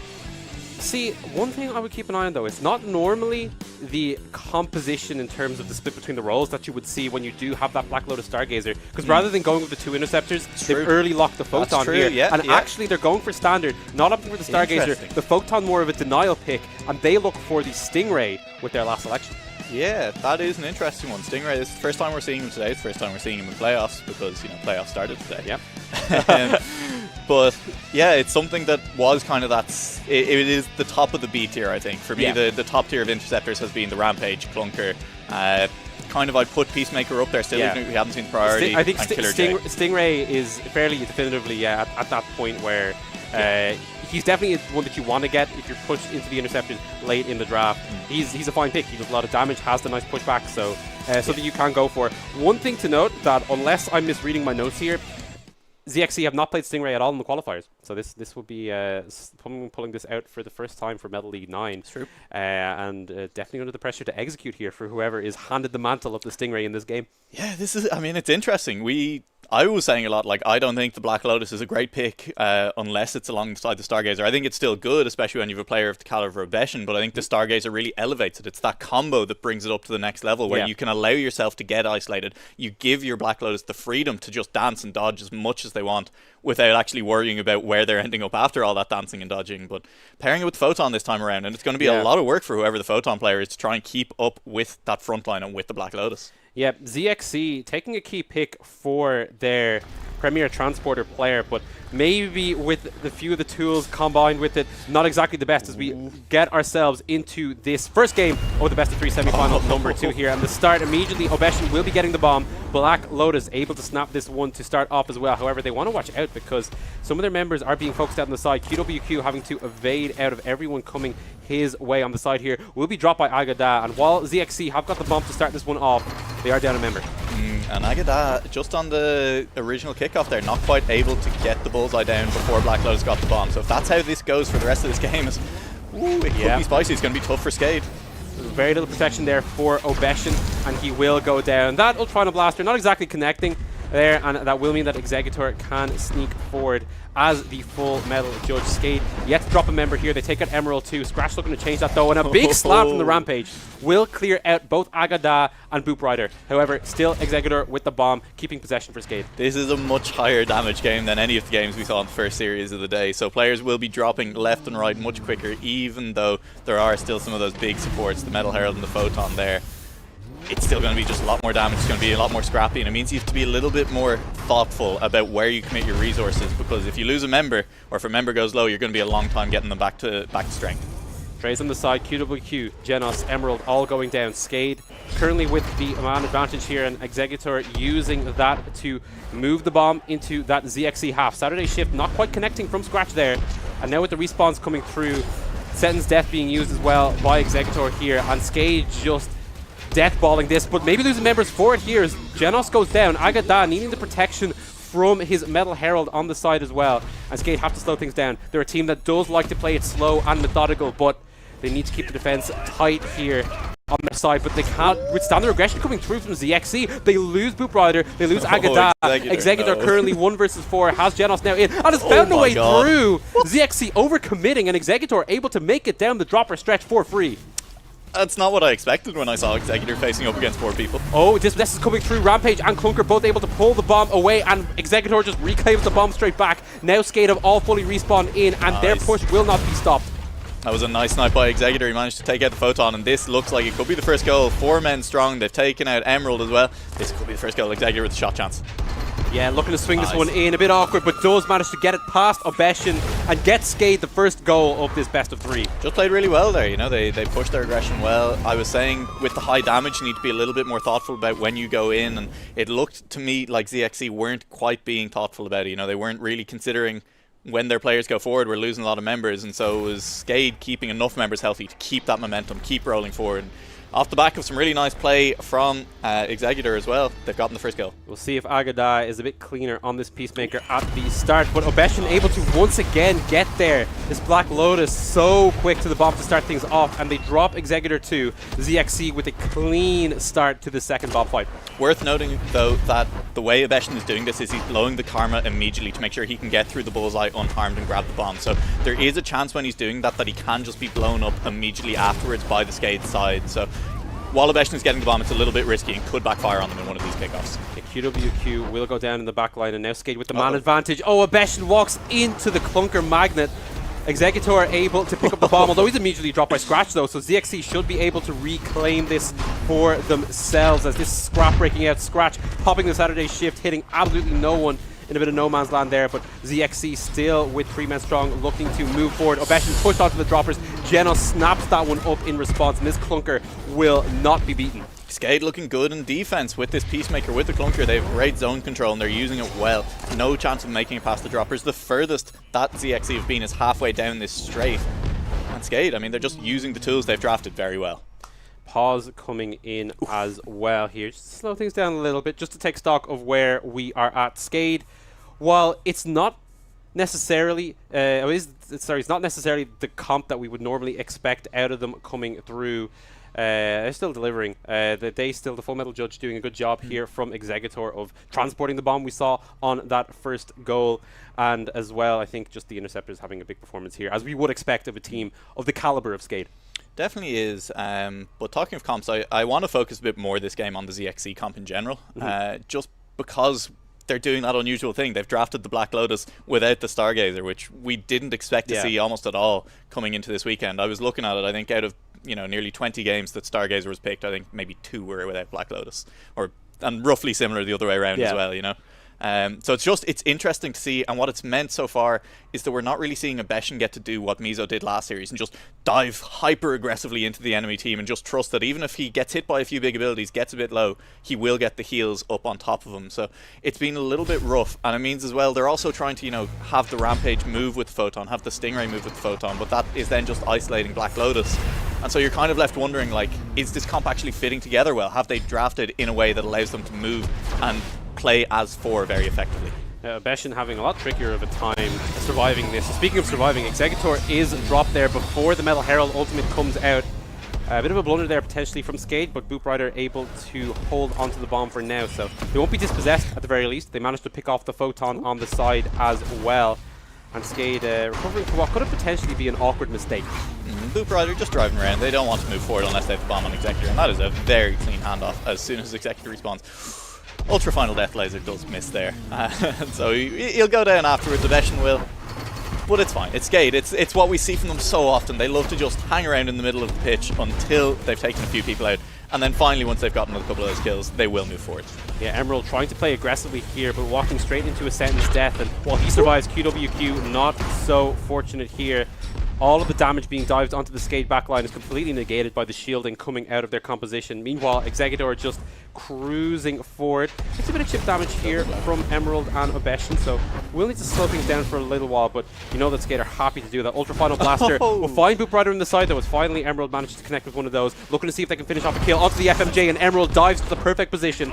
Obeshin jumping on the bomb as well, and ZXC once again have possession. Emerald showing the worth of the Sting Rider there. You just do a lot of damage. Ooh, that's really well played. They managed to take out 2 members of the XC, but Emerald, I think, has been the standout player of this defensive play so far, just stalling it out with pure damage and nothing else. Yep, Singularity was able to get the turnover for Skade here. ZXC a little bit split. A couple of members are diving the bomb while Emerald was recovering. Not totally in unison there, and that will once again allow Skade to push forward. Executor right now making sure that he doesn't overstep his bounds here as the rest of Skade wait back, looking for a pick with that long Peacemaker range coming through, and they find it onto Emerald. This may be the chance to open things up here on this dropper stretch. Yeah, it's just really the Rampage there with tools available to stop this push, and Scratch already starting to fall a little bit low. Skade slow and steady are pushing their way through. That's past the first set of droppers, round the corner as well, and now they are on the home straight, see if they can convert again. Executor has a lot of space for the moment. However, we can see ZXC making sure they recover to the goal line for the moment. Obeshin, though, caught out in the wrong spot, taken out by Genos, and ZXC seemingly fighting most of this game one man down, which is exactly where Skade want them here right now, looking for another pick to open this one up even further for Exeggutor here. Scratch sitting at the front with the shield up. Genos though with the two-man pull off of the line, setting things up beautifully. And Skade go 2 goals up. It's not the conventional way we see the Singularity used to clear the goal line. Normally it's, you know, you drag them in, but it's just as effective if you can drag 3 people away. And a really nice job there will give Skade the second goal. And it's a team we do see play a little bit unconventionally at times. They're teams that are willing to play experimentally. And while that may be the smallest example of it you'll ever get, it is at least nice to see teams doing things differently from time to time. And now ZXC will need to fight back and get this one. Once again, Obeshin uses the Karma to get that bomb. They jump on him immediately, but Genos actually the person who falls in that scenario. Scratch using that close range rampage damage to good effect. And ZXC now looking to make some ground here at the start of the 3rd round. Skade had seen exactly what I'd seen last time around. Hey, Obeshin is using Karma to get in there and get the bomb, so let's all just pile on top of him and try and take him out as soon as he gets the bomb. The problem was that, you know, ZXC still had a rampage who followed in and dove on top of 4 people and nearly killed all of them instantly. Obeshin with a nice dodge there at the side and looking to try and make it through this dropper stretch. Does find it, and ZXC maybe opening up an opportunity to try get a goal here if their Black Lotus can get to the goal line. These magnets not connecting as they have been previously here. ZXC in the best position they've really been in all game. Yeah, and they've gotten here very quickly. This is the first time they've even been past that first set of droppers, and you're seeing now Obeshin just so good at juking on this Black Lotus. Just hasn't really been hit by anything just yet, and we'll see can the rest of his team actually clear the space for him to get to this goal line. It's going to be tough though. Yeah, QWQ in an awkward position here. We get a pause coming out as well. Genos mid-magnet on the side. I don't think that back part of the magnet is going to land on the way back through, and that's a big defensive tool down now because it's very easy. Obeshin has used the Karma, so won't be able to get past Agada very easily, but does have a chance now to get to the goal line if he wants to try for it. Certainly. However, one thing to keep an eye on is the fact that Skade are fully healthy, so there's no chance of creating a numbers advantage here for ZXC, who right now are playing very defensively. Scratch on about half health as this rampage. QWQ is just looking for some space where he can get the self-repair in. It's a bit awkward for ZXC right now, and maybe Skade actually seeing this off at the pause will look to push aggressively, although it is Skade. If there's a team that's going to push aggressively, it's probably not them. They'll be happy to just wait things out and wait for the correct opportunity to make a play. And also, if there is a pilot that will punish you for pushing too aggressively, it is Black Lotus. Yeah. If you just all push forward too aggressively, then 3 dashes and a Karma, and Black Lotus is behind your entire team on an open goal. So you need to be very careful in these pushes, even if you do have the space to do it. As you say, this is a chance for them to push forward, try and catch this Black Lotus out without support. I think we probably expect to see either Obeshin pushing past all of Skade and going for the hero play, or just backing off all the way here. Alright, the game has been resumed here, and we can see ZXC settling down. Skade not looking for that huge push, although Exeggutor with the sentence depth looking to see if he can find somebody, but not quite. And Obeshin's actually able to take the FMJ out. Boot Brider as well, very low in the back, and maybe ZXC smell blood in the water here in round 3. Agada looking to knock someone back, but Obeshin able to dodge out. But he's knocked onto the droppers by the Peacemaker, and Red Carpet used as well to shut things down. However, that is a low Metal Herald, goes down, and the bomb is reclaimed here. QWQ will be able to fire this one in, and ZXC are on the board. Woo! Scrappy goal. Yep. Not exactly how they would have wanted to do it, but they do manage to get the goal in the end, even though Obeshin got knocked onto the droppers by the Peacemaker. The goal will go in as we get some coffin dancing. Just go. Oh, you love it.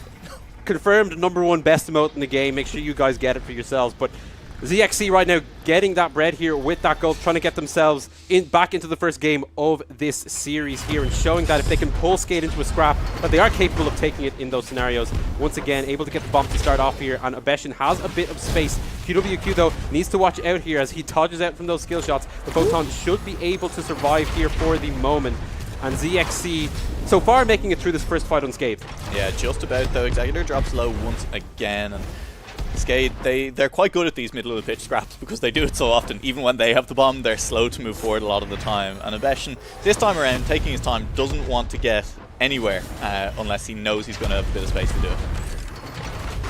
Yeah, ZXC being split open though, and Obeshin needs to find the right opportunity here. Taken low, was able to take out Exeggutor, and keeping himself alive at the moment. Can he survive through this? Emerald able to find another pick onto the Metal Herald too. And ZXC looking quite awkward for them there, but they got 2 kills for themselves, and now that opens up the chance to advance forward in the arena. I was all ready to talk about like, oh, and this is why you don't pick the Black Lotus without the Stargazer. You get isolated and, you know, your team can't get to you in time. The problem is Abeshin literally just then spent 10 seconds dancing around everyone on the other team. Couldn't do it this time, but yeah, Dispossess comes through close range from Boop Rider. He's able to pick it up and hand it off to his own transporter here, and they clean out the Stingray too. Things looking good for Skate here as they regain control of the bomb and the field in general. 2 picks coming through for them there. Yeah, they're doing well in these scraps, just using their big ones. Although Scratch takes 3 people out. Won't be enough, he will go down for his efforts, but that was a really nice charge. Yeah, Scratch eating a solo red carpet there as a reward for his dive into the back line, catching 3 people. It's a nice special weapon to be dropping, but him being down means that Skate are still able to push forward. Obeshin looking for the dodges here on the side as Skate hunts down the Black Lotus, and Seton's Death being used as well to grind out even more damage from Executor, turning the transporter into an interceptor too. And for the moment, ZXC have been pushed back, licking their wounds and just trying to find some space to heal up. Yeah, and I mean, I think that's almost, that exemplifies Skate's playstyle. This is going to be a lot of damage, but whoa, big fight.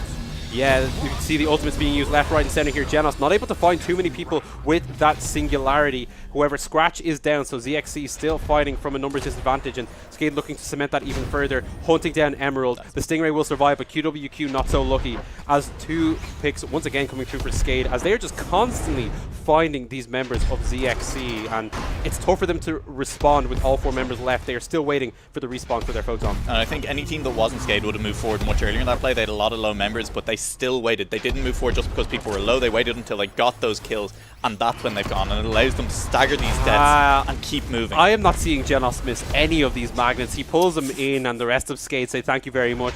They picked off the Black Lotus, and now Emerald going down as well. Only 2 members for ZXC to defend here. Scratch hits him into the wall, but not over the barrier, so Executor keeps possession of the bomb for the moment, and the respawns are coming in now for ZXC, so maybe they can make the defense here. Boop Rider will fall. QWQ trying to keep himself alive as Clunker hunts him down, and the Photon managing to evade danger for now. Seton's Death is used, but he's immediately dropped by Obeshin here, and ZXC retaking the bomb off their Black Lotus. They have the picks they need as well to make it out of their own territory. Ultra Final Blaster coming up huge for Emerald in this game so far. That's not an easy ability to land, but Emerald has landed them when it's most important. Cut out a couple of big attacks from Skate, and it's allowing ZXC to stay in this game. This is what we wanted from this game. Back and forth between these 2 sides. Right now, ZXC, the ones with possession here. Scratch was looking for the Saturday ship, but couldn't quite find it. However, they do manage to get the Peacemaker all the same. Dispossess comes through, but Emerald will snap up the bomb, so it's not turned over in that scenario. Genos looking for the magnet on the side. An uncharacteristic miss for him there, as Obeshin now with the bomb should be able to make some ground. Yeah, they'll just go, and this is the difference between these 2 teams. I can guarantee you, if Skate were in this situation, they would have hung around the middle of the pitch for a while longer, tried to get a couple more kills, but ZXC are gone. Obeshin is halfway to the opponent's goal already. Yeah, they need to make use of that Black Lotus speed here, and right now just waiting for the self-repair to come through. Only gets a little bit of juice out of it for the moment, and Boop Rider even using the Metal Herald special to try turn this into a full-on team fight, but he's going to be dropped by Emerald, and Obeshin has the space to move forward through the dropper stretch, but needs to look out for this health bar here as 2 members of Skate trying to take him out here. Now is a little bit of backup off the respawn, but the singularity is used to shut that one down. Once again, Genos to the rescue. 2 kills for him. Scratch holding onto the bomb on this Rampage on the side though. So we'll see how long the Rampage can hold on to it here. He's one of the worst transporters in the game, looking to see if he can make it through, but eventually Agadad drops the bomb onto him here. Stingray likely as well not going to survive through this one, as Skade find all the kills that they need to get the bomb back to their side. This is the point of the game where as Black Lotus you're starting to get frustrated. Your team hasn't had possession in a while. Finally you get possession, you're moving forward, and you just get too far ahead of the team. You get taken out. This is where the Stargazer would be so useful alongside it, but hasn't worked for Obeshin, unfortunately, as he did just get isolated there. I knew Alex been waiting to make that point the whole game long, but in any case, it did not work out for them there. Red Carpet used to just grind out a little bit of extra ground here, and Agadad getting that tank right into the middle of the ZXC team to fish for more kills. Saturday Shift once again from Scratch, not quite connecting, and Executor has found the space needed to move this bomb to midfield. And Skade now, we're back into the dance that Skade will love. Just hang around this middle of the pitch, try and get a few kills. Although Executor will get away. I don't think so. I mean, that Rampage finding 2 kills here, and Scratch looking to see if he can get number 3. A Seton's Death is used, fired straight into the Rampage shield, and Executor not getting much out of that apart from a massive shield from himself. He's being hunted down here and taken down by Obeshin, and the Skate respawns come through, but it's a little bit too late as the bomb has been turned over. Well played by ZXC to actually win out on the fight this time, but it's not over. Skate have recovered it, but it's on the Peacemaker. That's not what you want. Yeah, it's a bit awkward here, but once Executor gets back in, they can just hand the bomb back to the FMJ, and Agada not under any real threat here as his transporter respawns into the game. They take out Emerald as well, and ZXC once again fighting from a man disadvantage here, although Agada forced to try dodge away from this one as the Peacemaker. Mobility is not quite there, with the rest of his team making the picks happen, and he could actually take this one forward as the Peacemaker here, the best transporter in the game, finally handing it back to his FMJ there, a little bit more responsible there. I mean, which would you rather have in the middle of a war zone, a tank or a car? Well, I mean, FMJ is a pretty nasty car, but speaking of nasty cars, Scratch with the double kill there on the Magma will mean that Executor is down a little bit of protection, but he's managed to find his way pretty cleanly through the dropper stretch. So Skade have the position here, and if they can hold that for a little bit longer, we'll get the respawns into the focus on Executor, but he's just not soaking up any of this damage coming through, and a pick onto QWQ as well will make things tricky for ZXC once again. Red Carpet is used to try guarantee this. Scratch will fall on the side, and this is looking very, very good for Skade. Obeshin with a super low health bar as Executor pushes forward towards this goal, and he's going to try to convert this into the game victory here if he can find the shot. Obeshin jumps forward and finds the Dispossessed. The Black Lotus able to take the bomb away and keep ZXC in this game one. Oh, Executor tried to get sneaky, tried to go for the feint, but it meant he couldn't find the power on the shot. Obeshin catches it on the goal line. A lot of kills coming through for ZXC, and now Obeshin has the chance to get all the way out of his own half. 1v1 against Skunker. Oh no, he's been caught! Oh, Genos with the Dispossess here. Obeshin right now looking to fire this one back, and it will go to Emerald instead. Whew, and my heart.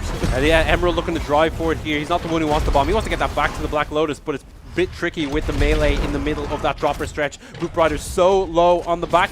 He will keep himself alive for now. Emerald just looking to get to his own dropper here, but he's lost his photon here, and immediately Genos looking for the shot. Nice dodge from Obeshin, but now only 2 members in the arena for ZXC. They're going to have to struggle to keep this bomb on their side. Genos is doing so well into this Black Lotus, catching so often with the hook. Will dodge miss this time, and I have to say, I think I'm praising Genos there, but I'm also going to praise Obeshin, because Obeshin on this Black Lotus, even without a team that can really support him, even without, you know, pilots around him that are synergized well with the Black Lotus, has managed to survive for significantly longer than he has any right to in a lot of these situations. Obeshin with a string of huge plays to keep ZXC in this game one, showing the power of the Black Lotus even without dedicated support in the Stargazer that we usually see. He's doing a great job, and ZXC just scrapping to keep themselves in it. But we're seeing the power of Skate, I think, throughout this game. They're most of the time just taking fights on their terms and not really being pulled into some of these awkward situations that ZXC would probably want them in. They're playing around their big controlling interceptors in the Peacemaker and the Clunker, and making sure that they almost always have a numbers advantage. It's true. What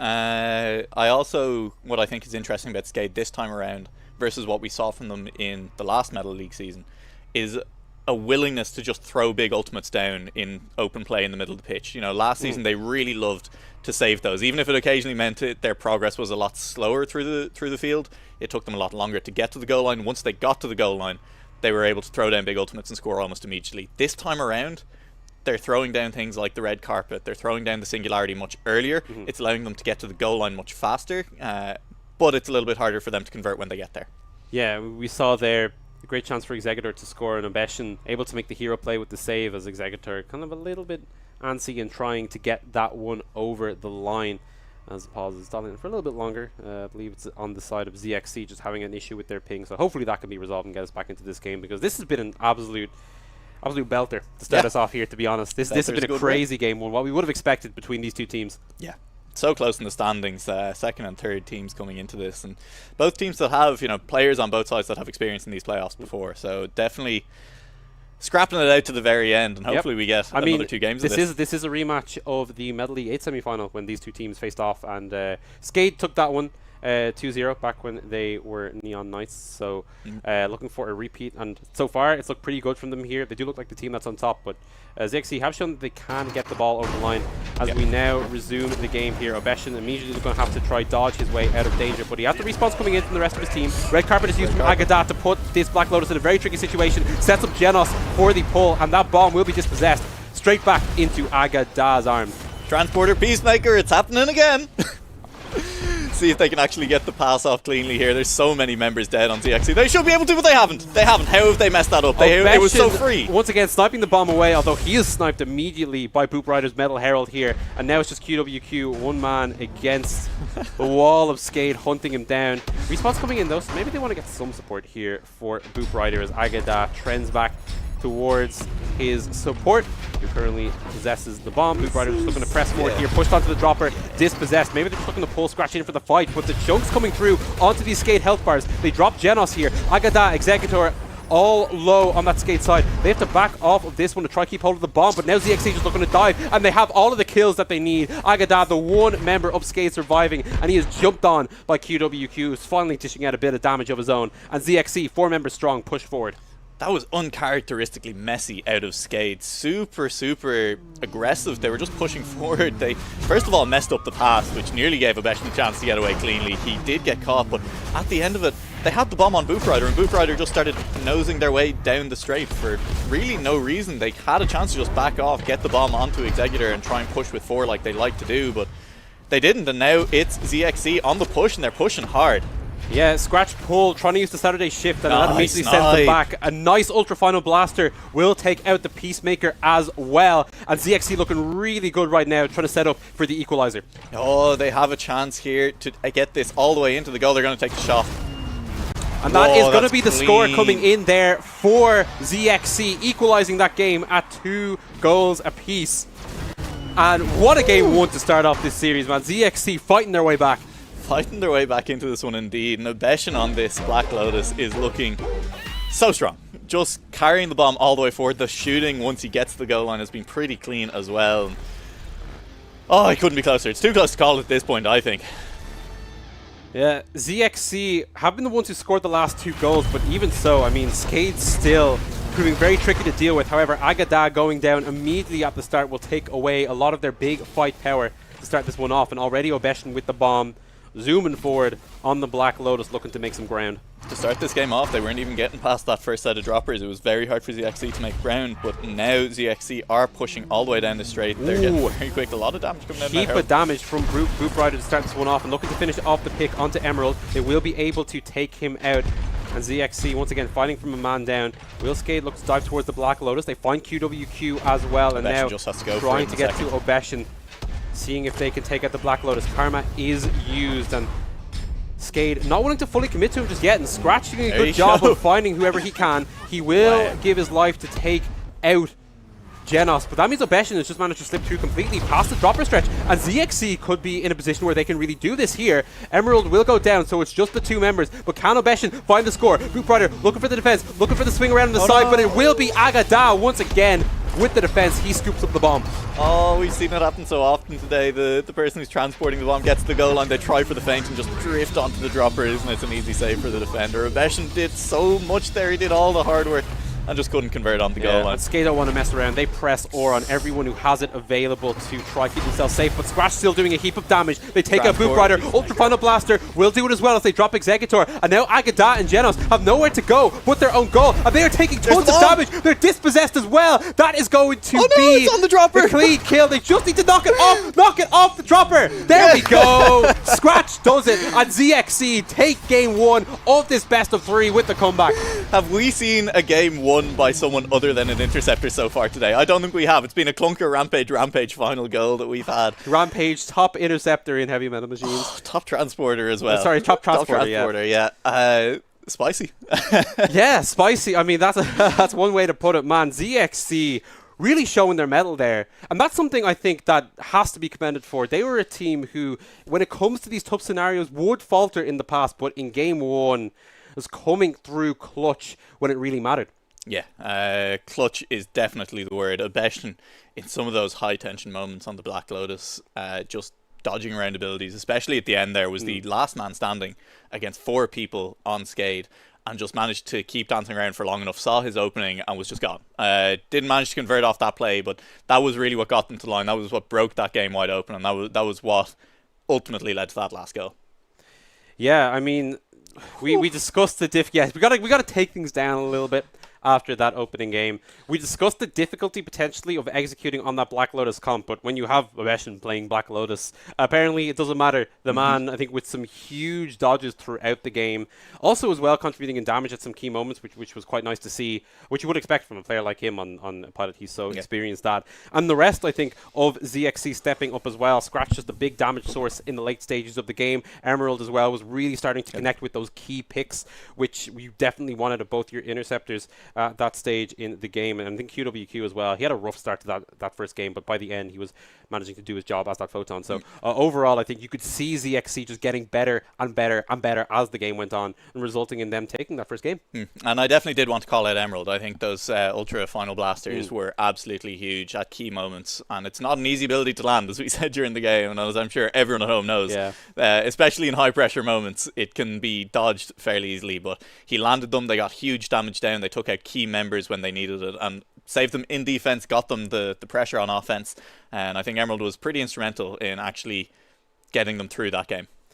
And that raises a lot of questions here, I think, for Skade, because that is a composition that you would really expect them to execute on. They have Genos playing Clunker. They have Agada playing the Peacemaker. Executor on the Full Metal Judge as well. Things are pretty much perfectly set up for them.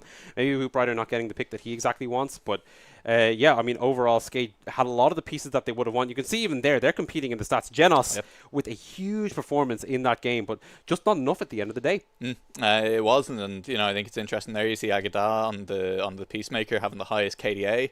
That's not always something you see. Peacemaker, it's very hard to keep from those deaths sometimes. You're a big machine, you're easy to hit, and you're in the middle of the fights a lot of the time, but Agada does a good job on that. And as you said, it was a comp that they really should have felt comfortable on, and we maybe would have expected them to be able to close out the game on. So the fact that ZXC were able to fight back from a deficit in that game and take it down is exciting for ZXC, but maybe a little worrying for Skade. So overall, I'm thinking that Skade will need to change things up a little bit here. So we'll see what they opt for. But the Artificer actually plays into the pick and ban. They banned it themselves. I know. That's what that was the real. That was the real thing that threw me, I think, in that first game. I think if they would have banned the Black Lotus potentially, I mean, that would have changed things up quite a bit. But opting for the Artificer ban, I mean, Obeshin plays a lot of Artificer, I guess, but there's another pick I'd be scared of from Obeshin. And we saw it in that first game. So maybe just looking to change things up a little bit here. I think they would definitely benefit, though, from leaving the Artificer on the table. Most notably because even if they don't get it, it gives them a few more options in terms of these contested picks. Things like the Rampage they can get for themselves, the Photon potentially if they want it. Just a lot more options, I think, for them in the draft. Yeah, I mean, you can potentially pick the Clunker away for yourselves. You can potentially, you ban the Clunker, pick up the Artificer. You have more options if you leave the Artificer up, and I don't think you're scared of it all that much. The Clunker or the Artificer? Sorry, the Artificer. Because I mean, you're definitely you scared have to of the remember Clunker. that QWQ he's pretty good Clunker. So you're definitely terrified of the Clunker. But that's the problem. You're up against a lot of picks that I think you do have to be a little bit scared of if you are Skade. But that's not necessarily something we were expecting to say coming into this. I would have expected to say ZXC need to be scared of the Artificer. They need to be scared of the Rampage and the Clunker over on the other side, and the Peacemaker especially from Agada. This is something that ZXC, and will they have an answer for it in game number 2? And instead it's the other way around. Will Skade have answers for what ZXC brought out in that game? Yeah, ZXC showing us that they can take a lot of the key picks from our reigning champions and find ways around it. Skade, obviously a team that proved themselves to be very intelligent in terms of the way they play heavy metal machines in the previous Metal League, and they'll need to dig deep into that reserve to, I think, pull it out, especially in the draft. And we'll see what they opt for in this second game because, it's kind of tough, especially given that they haven't really flexed much outside their comfort zones in the qualifiers. Obviously, we know that they can go for that double support if they would like to, but all in all, I think they just need to change up things a little bit from where they were in game 1, because I think going the standard with the FMJ Metal Herald combo apparently was not the answer here against ZXC. And one thing as well, I'd be curious to see is, do they want to look for this time, if they don't want to compete for that Photon priority pick, are they going to look for something like the Stargazer? Potentially. Although I think also that Photon is really good for how they like to play. They like to play big scrappy fights. Maybe that was the problem. Was Skade's comp was standard. They like the Articeptor and they like double support. They like comps that are all about scrapping in the middle of the pitch, and they didn't quite pick that last game. Maybe that's what they default back to this game. we'll see what the choice is here. Is now ZXC with that win in game 1, and now the first pick, and yeah, they're going to be like, I mean, fair enough. I mean, we were going to ban it last time, guys, so I guess we'll just do that again. Yeah, Artificer being taken away from Skade, completely understandable. Boop Rider going to have to look for something else in this game 2. Yeah, and maybe a Black Lotus ban here. I mean, I wouldn't hate it if it came out of Skade. I would. Oh, actually, no, Photon being taken away. So I would have said Clunker as the kind of second ban, like Clunker or I expect to see the Clunker here first pick. Just snap pick that, and then we'll see where ZXC goes. I from am immediately looking at my notes to see is there any kind of Black Lotus Stargazer on Skade previously in the competition, and there's 0. So that would be something new if they want to bring that out. However, no surprise here. We have seen this be the first pick in every single game so far. Clunker, the first selection here for ZXC. Yeah, and it's really interesting the teams are just so loath to ban it. It's something you have in the notes that you've so kindly shown to me as well.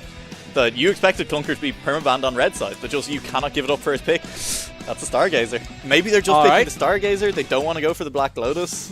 I mean, there are other pings. Okay, so Black Lotus is one of the key picks with Stargazer, but I mean, Stargazer is just good to pocket a transporter in general. Things like the Icebringer are a good option, and I think our screen's about to turn off, so we may need some production in here to help us out before we lose vision on this one. But yeah, still waiting on the next pick from Skade to come through. Right now we're just waiting to see what they lock in. Like I said, there's a lot of options they can go. Yeah. Black Lotus would be kind of the big denial. It would force ZXC onto something a little bit different. Exactly. ZXC showed that they were happy to pick that Black Lotus alongside other things. Unlike a lot of the other teams in this tournament, Abeshin will just play it, no matter what it's alongside. So it'll be the Rampage. They're fine giving over the Black Lotus. Yeah. I mean, Rampage Clunker on the one team is a very threatening duo in terms of interceptors to be allowing over to the other team. So maybe just denying that, but that does mean that ZXC still have quite a bit of agency. Going for the Metal Herald, and maybe they'll be the ones to take the full metal combo this game. Yeah, definitely possible, although I do still like the Black Lotus pick here. It's something I have been saying today, is I think Clunker is one of the few good answers as an interceptor to Black Lotus, because you can actually just catch it with one ability and that's all you need to do. But they picked the Stingray instead, so they're fine. They're just going to wait, see, maybe they go for the double support with, well, I mean, Photon's gone, Stargazer's gone, maybe Artificer's gone, so double support going to be hard to do. But they're just waiting. Wind Rider. Hell yeah. No, not really. Black Lotus will be the take here, so Skade actually opting into a composition that we have seen be very successful today. One that we're expecting to be quite successful in the tournament in general. And Black Lotus is taken. We'll see what ZXC opt for with their last pick. My guess would be Full Metal Judge. Right. Yeah.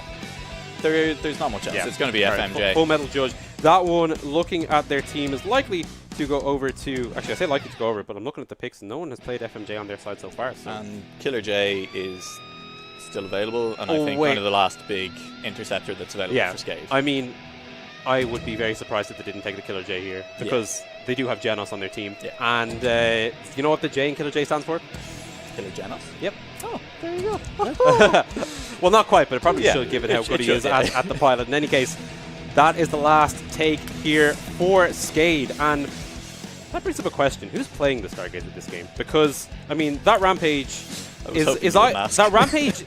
Executor's been the Rampage player for Skade so far in the tournament. However, I'm not sure I would often see Agada on those support picks. I feel like it's Boop Rider on. I suppose actually, Executor on the Black Lotus. And then Boop Rider. Ah, yes. That makes sense. That makes sense. So what I want to keep an eye on in this game, Whimsy, is how the Black Lotus performs, but particularly how the Black Lotus performs compared to the Stingray. Yeah. Because they picked up that Stingray when they had a chance to get Black Lotus. They showed last game that Abeshin was fine playing it without the Stargazer, and you would have left that Stargazer a little bit stranded over on the other side. I mean, as you said, it can pocket basically any transporter, but it's so much better with Black Lotus than almost any of those other transporters. It's just so good. You would have left that first pick Stargazer in a little bit of limbo, and I mean, it's just a really weird decision to me that they went with the Stingray over Black Lotus at that point in the draft. Yeah, just looking to make sure they get that second interceptor for themselves. Even the Killer J is something they could have potentially taken to kind of disrupt the draft that you would have expected would have come out from Skade.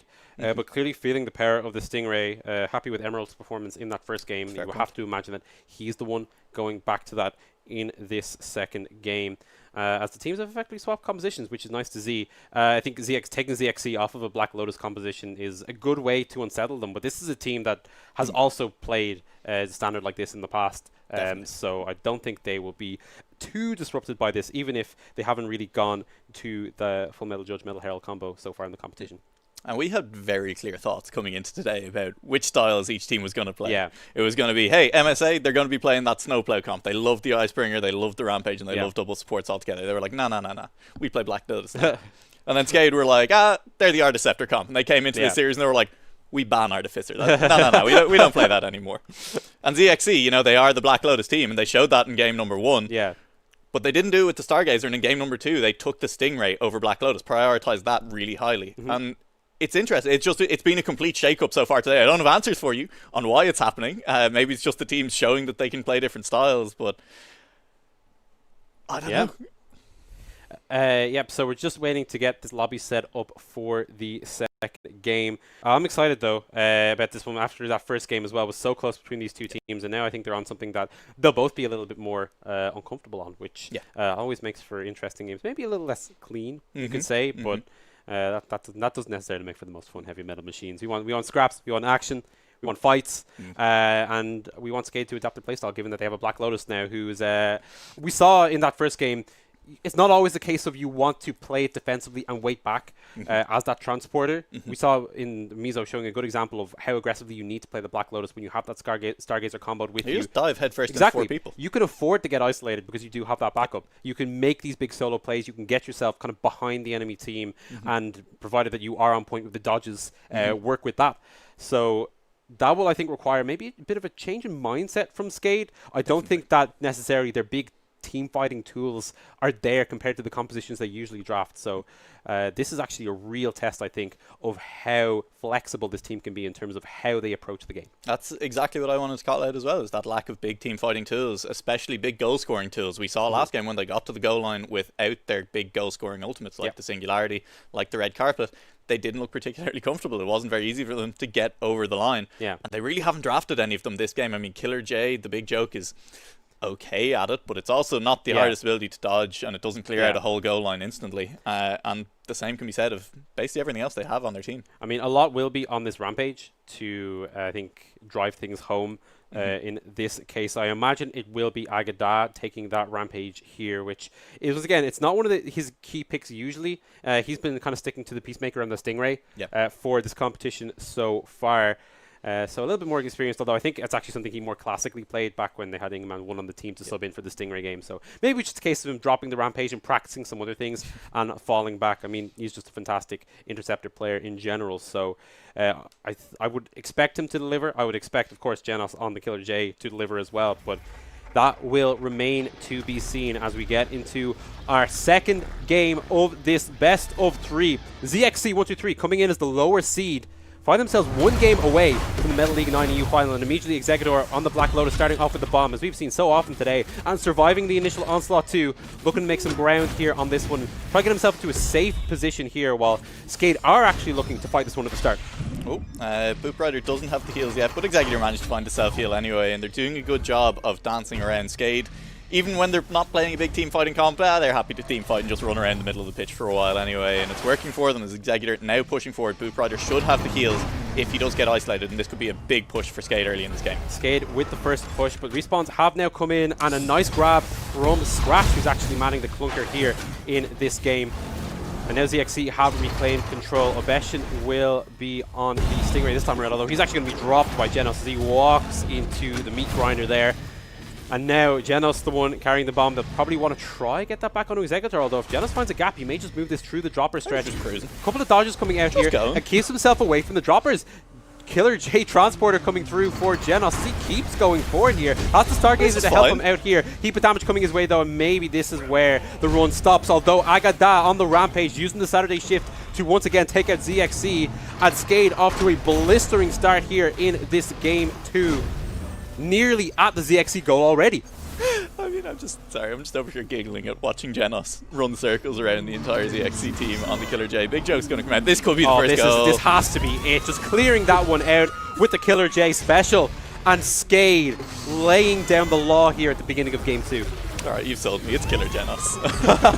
I mean, that was all Genos all the time, from the first set of droppers all the way to the start of the second one. Cleared out the entire second set, basically by himself. A little bit of help from his team, and wow. Skade starting this game much stronger. Skade showing that they do know what to do when they have this variation of pilots in their hands here. Once again, Executor off to the races here at the beginning. Starting this one off, bomb in hand here, now looking to make some plays, although Booprider does go down, so Skade have to be careful here, and Executor has kind of got himself in a tricky position as all three members of ZXC try to jump onto this Black Lotus, but he has to self-repair on, and Executor finds just the space he needs to survive for the moment, with the Stargazer coming back in just a few seconds. You can see a little bit of the difference between Executor and Abeshin last game. The karmas from Executor not quite as clean, not really finding high impact abilities all the time, and Booprider on the Stargazer so far has not always been there when Executor gets into trouble. However, they take out QWQ, so once again Skade with the man advantage. A nice pull from Scratch though will force the dispossess, but Agada was waiting in response. Ultra Final Blaster though, Abeshin just walks up, doesn't even turn, takes out the Rampage, and now ZXC have the bomb back. Genos looking for the big joke, and maybe he can turn this into a dispossession here, but Abeshin has enough protection and can make his way forward here before handing off to QWQ on the FMJ. And something we haven't talked about so far for ZXC this game is the big shake-up they've had in terms of who's playing what. Last game it was Emerald popping off on that Stingray, looked really good, and this time around he will not be on the Stingray. Instead, he's playing the Metal Herald. You've got Abeshin on the Stingray, and you've got QWQ playing the Transporter. So it's been a big turnaround, and these players will have to see how they do on roles that we don't always see them on, as a big fight kicking off will result in Skade managing to hold the line for the moment.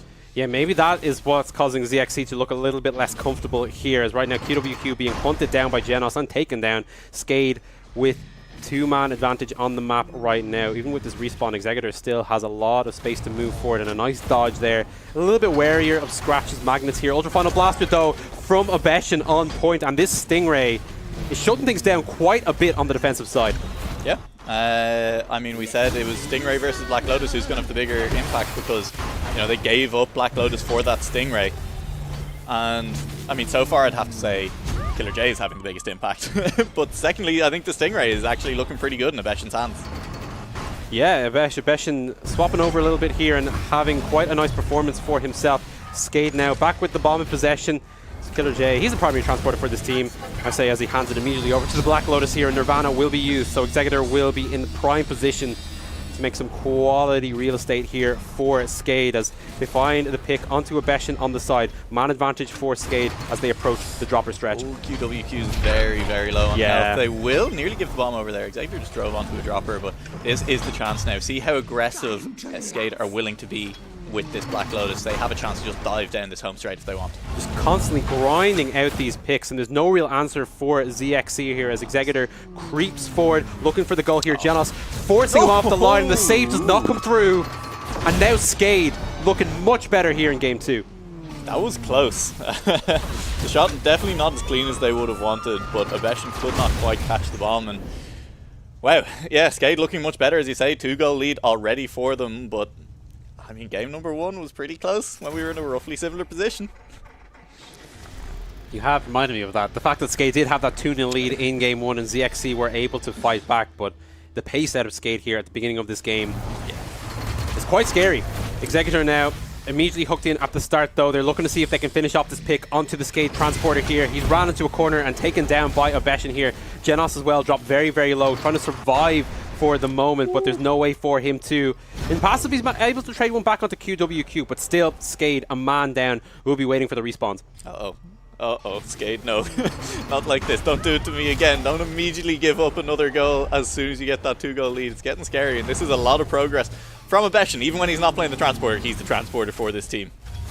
Yeah, the Stingray just zooming forward, getting the bomb into prime position here, as now they look to maybe set up for a final push here. Respawn will be coming through for Booprider, so they're all not looking for the 4 handoff. members of Skade are available now. Scratch looking to dive forward and maybe try pull someone out of the way here, force them into a 1v1.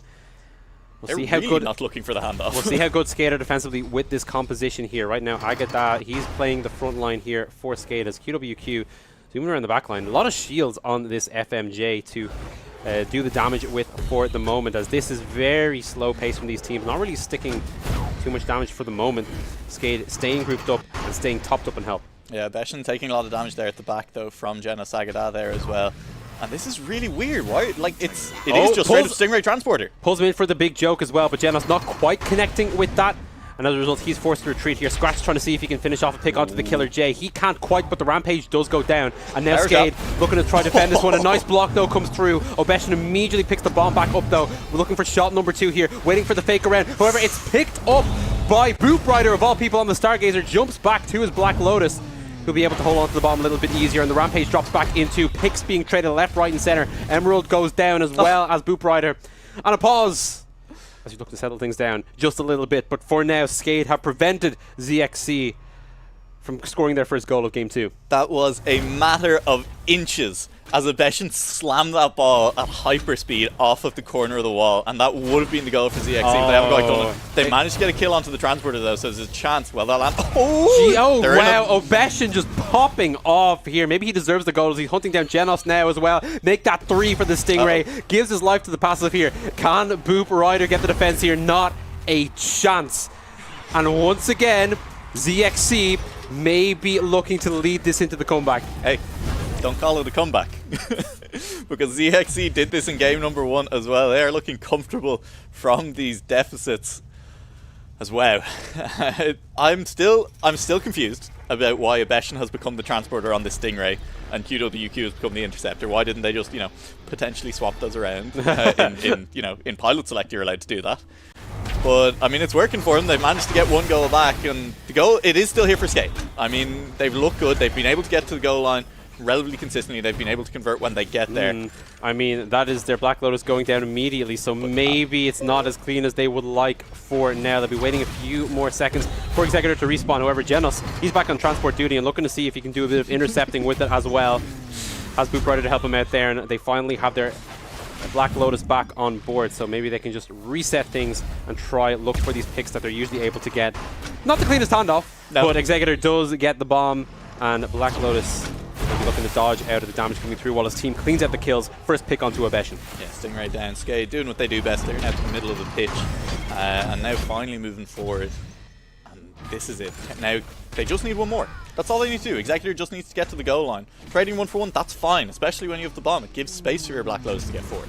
You want this. Executor now, this is the time to be aggressive as you charge down the goal line. You just use the Rampage. Executor pushed back by Scratch's Clunker and taken down there, and that means the bomb will go over to Obeshin here. Genos going to see if he can trade back with a pick, though. Does it in his passive form, and that may mean that Skate can keep a hold of this for the moment, although Singularity will likely turn that one around. Agada cannot keep control. QWQ on the FMJ with the bomb in tow, and ZXC once again looking to go on the offensive. It just feels like Skate don't have the killer instinct with this Black Lotus and Stargazer combo, just they don't have the willingness to just send 1 person diving forward into 4 people that we'd like to see when you have this, like we saw out of MSA in the last series.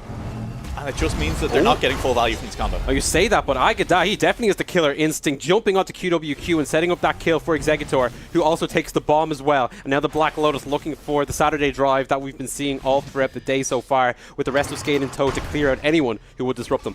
Yeah, and now, just do it. Just move forward. This is it. Now, keep moving. You have the Boop Rider, you have Boop Rider on the Stargazer to move forward.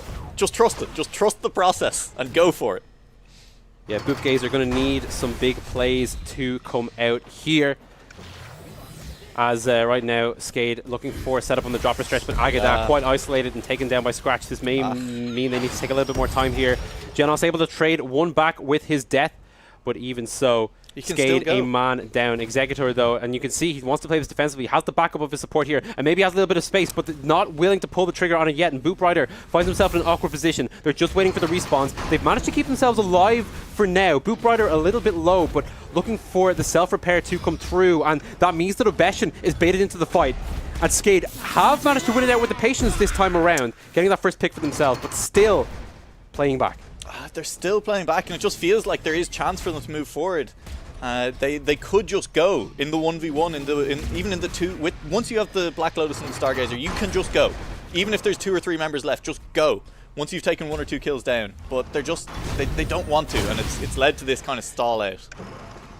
Yeah, Boop Rider still waiting over the wall. QWQ has fallen, and they're looking to see if they can get a second pick here. Saturday Shift will be able to do it, and this is where they pull the trigger. Executor still knocked onto the droppers a little bit awkwardly, but he can step back and pick up the bomb because Obeshin was taken out, and this could be it for Skate here. They clean out Emerald as well. There's just 1 Full Metal Judge on the line, and you know he's going to be pushed back. Executor going to look for the shot, pulls it across, and Skate tie up this series at 1 game apiece.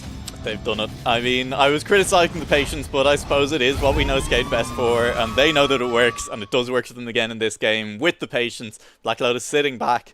I don't want to see them go back to the pick again necessarily, but it's worked for them, and they've managed to beat ZXE in game number 2 and take us to a game number 3. I'm excited. Now this brings up quite a few dilemmas for draft here, and we will see about it when we come to that. We're actually going to take a short break before the 3rd game as we get ready for the draft here, and we'll be back with the deciding game of the semi-final in just a few minutes. Transcendence.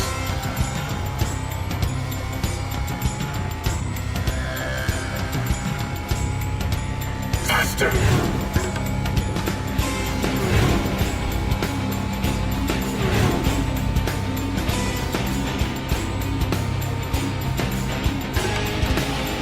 The speed of light is not the limit.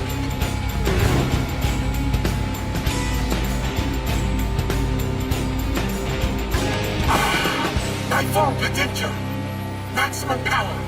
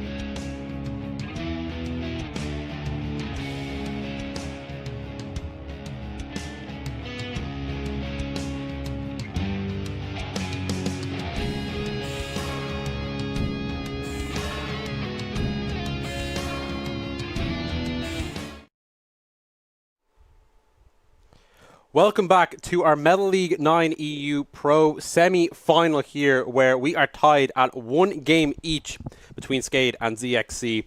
And this semi-final series has lived up to everything that I was expecting. It's popping off. I'm excited.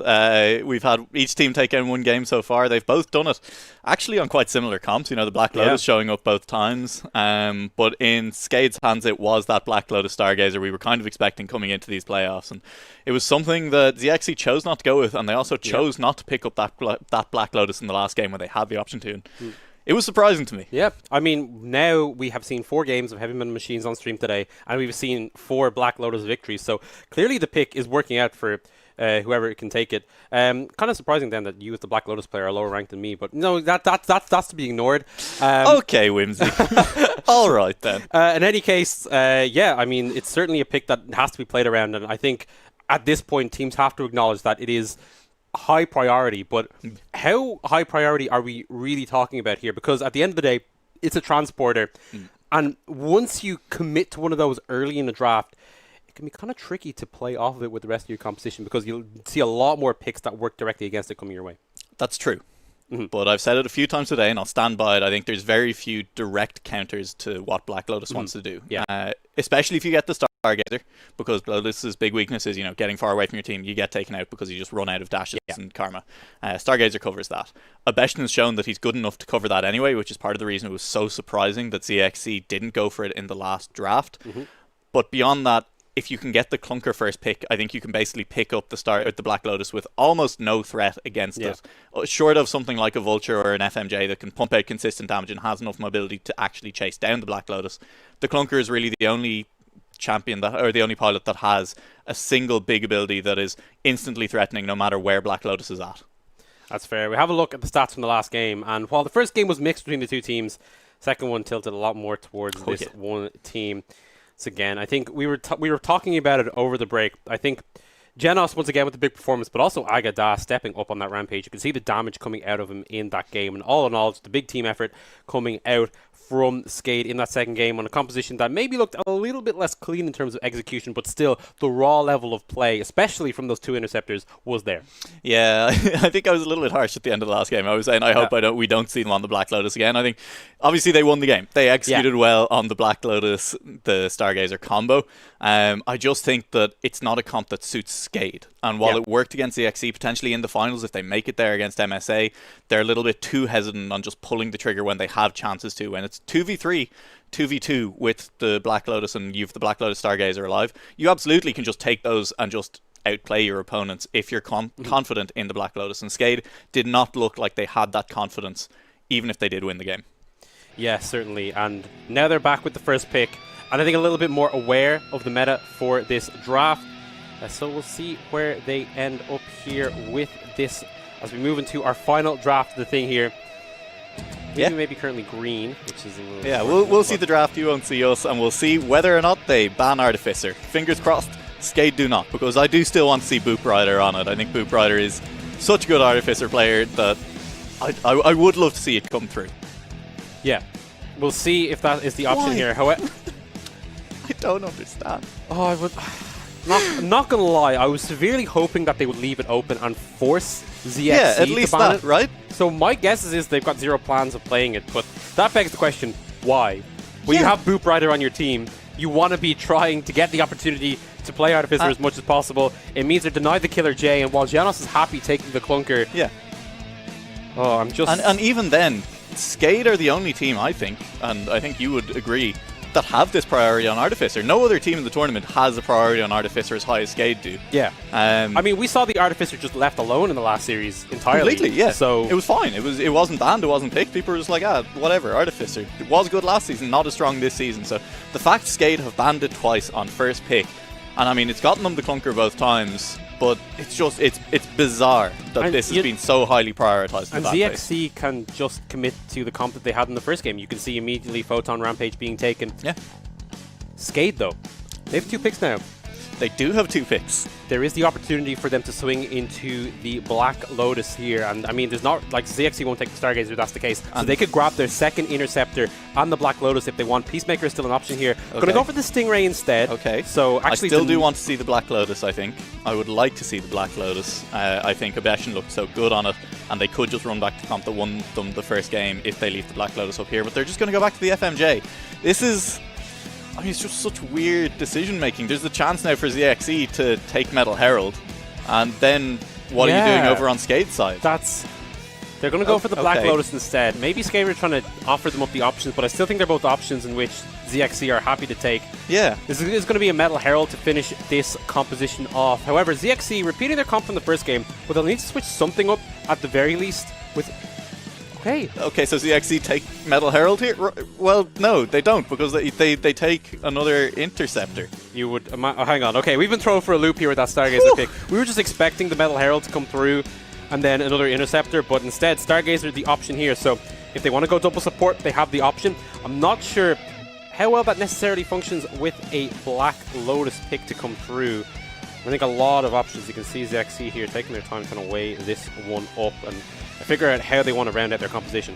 It's tough. I mean, normally we'd expect them at this point when you have the Black Lotus, you have the Photon, you go for something a little bit standard, and then you go for another Interceptor. But a lot of the high-value Interceptors are gone. Killer J's off the table. Stingray and Clunker have been picked away. The last one that's there is the Peacemaker, really, but they could go for the Peacemaker. Yeah, they could. Go for the Peacemaker. Tannock is a Peacemaker player. That is an option for them.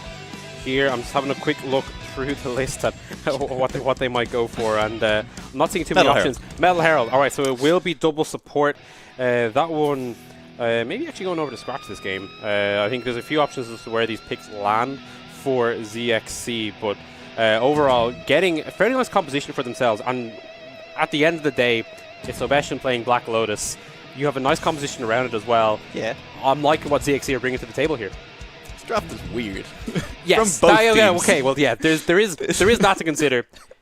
It's not what we expected, to say the least. This series has gone in like multiple different directions throughout, and Skade, I think they're going to really have to show what the power is in this comp, because I'm skeptical, to say the least.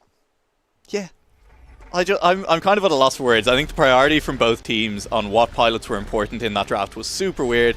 The Stingray priority has been also slightly bizarre to me in this draft. But here we go. I mean, we're into it anyway. Into our final game of this best of 3. The winner will move on to the final of Metal League EU 9. Will it be Skade getting back at their attempt of reclaiming their throne, or will ZXE be able to make their first final? See what the option is right now, though. The bomb starting off in the hands of Obeshin on the Black Lotus. His signature pick coming through, and already ZXC really making tracks and forcing down Skade, beating down the door towards their base. Obeshin came so close to just getting pushed headfirst onto that dropper there, but he's made it, and he's just cruising. I mean, he's got seemingly unlimited dashes. I know Black Lotus has a lot, but surely this guy's 2 or 3 extra. Yeah, I think even though they're missing the Stargazer here, just the heals from the double supports mean that the Obeshin is staying quite topped up. However, they did lose Scratch, so maybe things will be a little bit slower. Nice handoff to QWQ, though, perfectly timed. However, ZXC struggling to keep their members alive, and maybe Skade want to play this aggressively here. QWQ has snuck through and used the Stronger to keep this Photon cruising forward, and Skade just chasing the Photon, not in the best position there. Trying to find something, but Scratch respawns, finds a pick onto Executor here, and Skade really struggling at the beginning of this game. Oh, Genos sneaks in and grabs the bomb, though, in response. I'm not sure how long he can stay alive, but the Stargazer making sure that he's keeping topped up in terms of health, and the dodge is coming through as the star player for Skade once again coming up clutch and just settling things down a little bit here. Although he's dropped immediately by that Rampage here, and Skade struggling to keep hold of the bomb. I was all ready to praise ZXC for one of the best passages of team play that we've seen so far in these playoffs. The first off, the pass away from the Black Lotus, and then keeping the bomb carrier alive. And then they threw it away with one of the worst handoffs we've seen.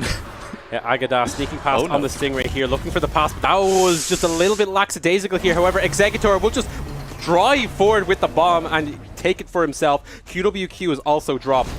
Hectic start to game 1 here, but Skade now with a couple of picks seemingly settling themselves. Yeah, this is it. This is Skade's comfort zone. They're finally getting slow to play down. Agada just kind of standing in the one spot there at the last second, just like Rampage. I mean, that's how you play it. That's what you do with a Stingray. I love it. And I mean, I love as well, this is 3 games, 3 Stingray players, and 3 people who managed to land their Ultra Final Blasters. You love to see it as well. As now, Skade, game has settled down, we've settled down, players have settled down, and this is Skade finally getting to move as a unit and try and get past this first set of droppers. I'd be looking to see Agada and Genos play a little bit more aggressively here, given they have a Stargazer on their side to help them out when they're in dire straits, but still, it's Skade. They're going to play defensively. They're going to play back here. Genos just jumping forward a little bit here. Ultra Final Blaster not going to find the Black Lotus on the side, so Agada going to have to recharge that one. Obeshin, though, he's looking for the pick here on the side and maybe a little bit ill-advised. He will fall 1 member down for ZXC. Yeah, it's not the biggest deal in the world, though. Your Black Lotus is mostly there for damage and moral support when you're defending on droppers, so it being down, though, will give Skade the chance they have to move forward, and that's cleanly done. Yeah, nice jump from Boop Rider there to avoid danger. Will mean that Skade have all 4 members still standing. Obeshin has spawned in, though, so it's an even game for now, and Genos just making sure that Scratch isn't there. That is a big form of crowd control down on the side here, so Exeggutor can cruise up, but we'll still need to find the shot, still need to find the right angle here, and actually, he's going to say no for the moment, step back.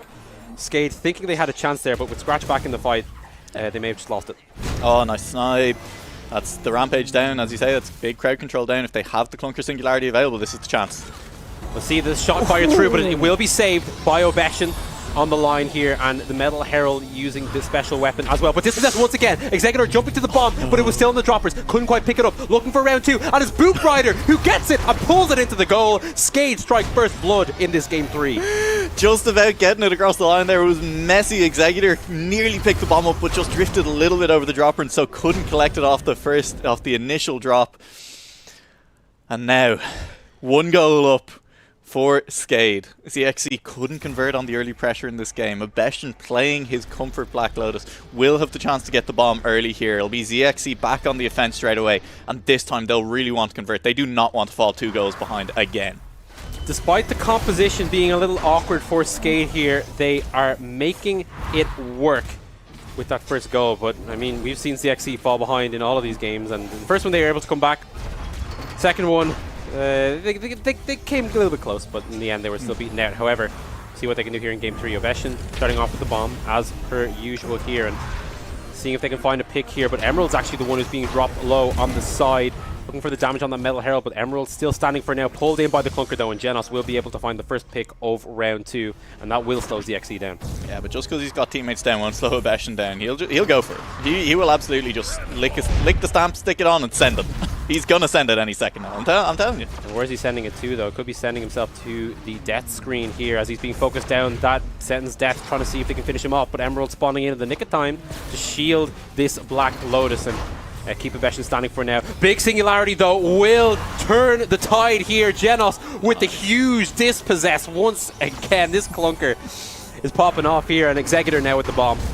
It's quite entertaining there. You watch, even if you catch a multi-man Singularity, if one of those men / women is Photon, you won't do any damage to the enemy team because the AoE healing coming through, but it's really the displacement that did work there, and a really nice defensive effort coming out from Skade. Exactly here. They also managed to take out QWQ off the back of that Full Metal Judge, and now Exeggutor just bullying his way forward here on the side, trying to get this bomb into the ZXC half, and for the moment, looks as if he's done so. ZXC going to have to try reset on the defensive. And they're not doing a great job of it so far. Obeshin a little bit isolated. Emerald there having to just wait for his team to come back. They've now managed to reset, and this will be a decent defensive attempt, but Rampage is the big CC beside these droppers, and he's gone. Genos, his team's saying focus Rampage, and he's doing a good job of it here, pulling him out of these fights constantly, and Exeggutor can pretty much drive forward for himself. He has the damage needed to push that one through in an awkward spot here on the side against that Photon, but he finds his way around here, and now Skade looking to see if they can score a goal. No Rampage on the line just yet, so they can push this forward and try sling a shot in if needs be, but he's keeping it back for now, realizing that it's not entirely safe to do so, and maybe waiting to find a pick here from their interceptors here. Genos will pull Emerald forward and force out the ultimate, so a big defensive tool down for ZXC. Big defensive tool. Obeshin going hunting. We said it before. The Black Lotus doesn't actually provide all that much beside the droppers, so going for a bit of a drive and seeing if you can land a bit of damage isn't the worst thing in the world. Is Skade, they're happy. They're taking their time. They could almost at this point just be waiting for Singularity to come back up for Genos. Yeah, that is the primary goal-scoring tool for Skade in this game.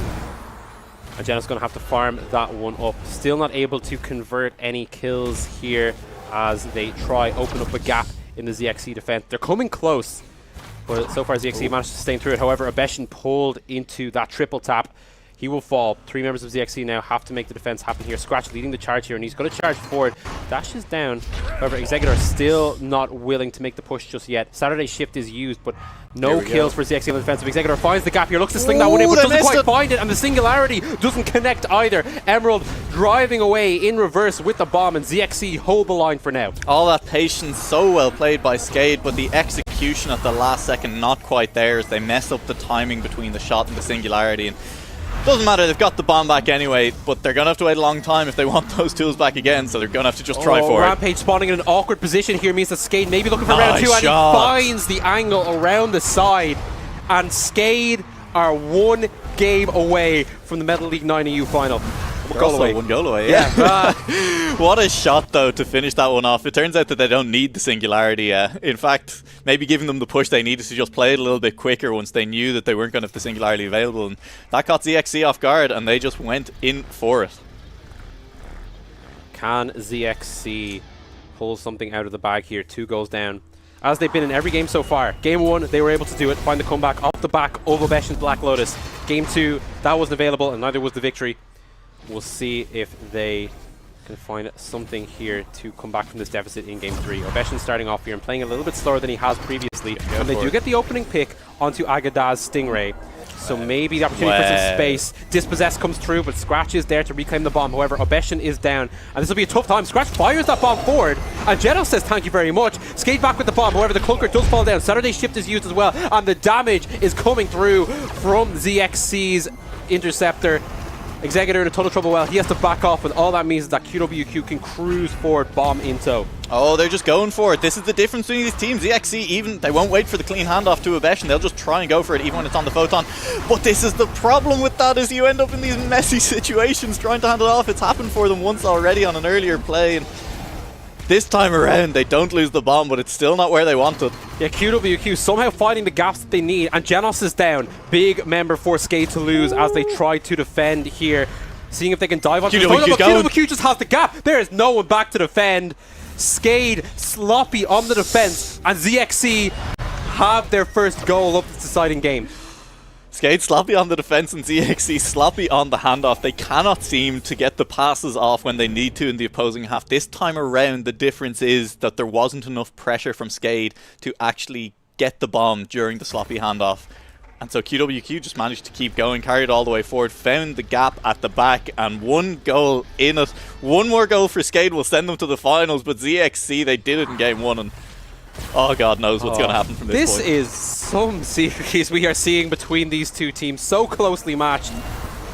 And Obeshin starting off this round 4 with the bomb again. The damage coming through from Skade early means that they can take out QWQ, but they have to be wary because they were dropping low on a few of their own health bars as well. However, early pick may give them an advantage here. Obeshin right now looking for the dodges as they focus on this Black Lotus and chase him down. Genos with the kill. They get Emerald too.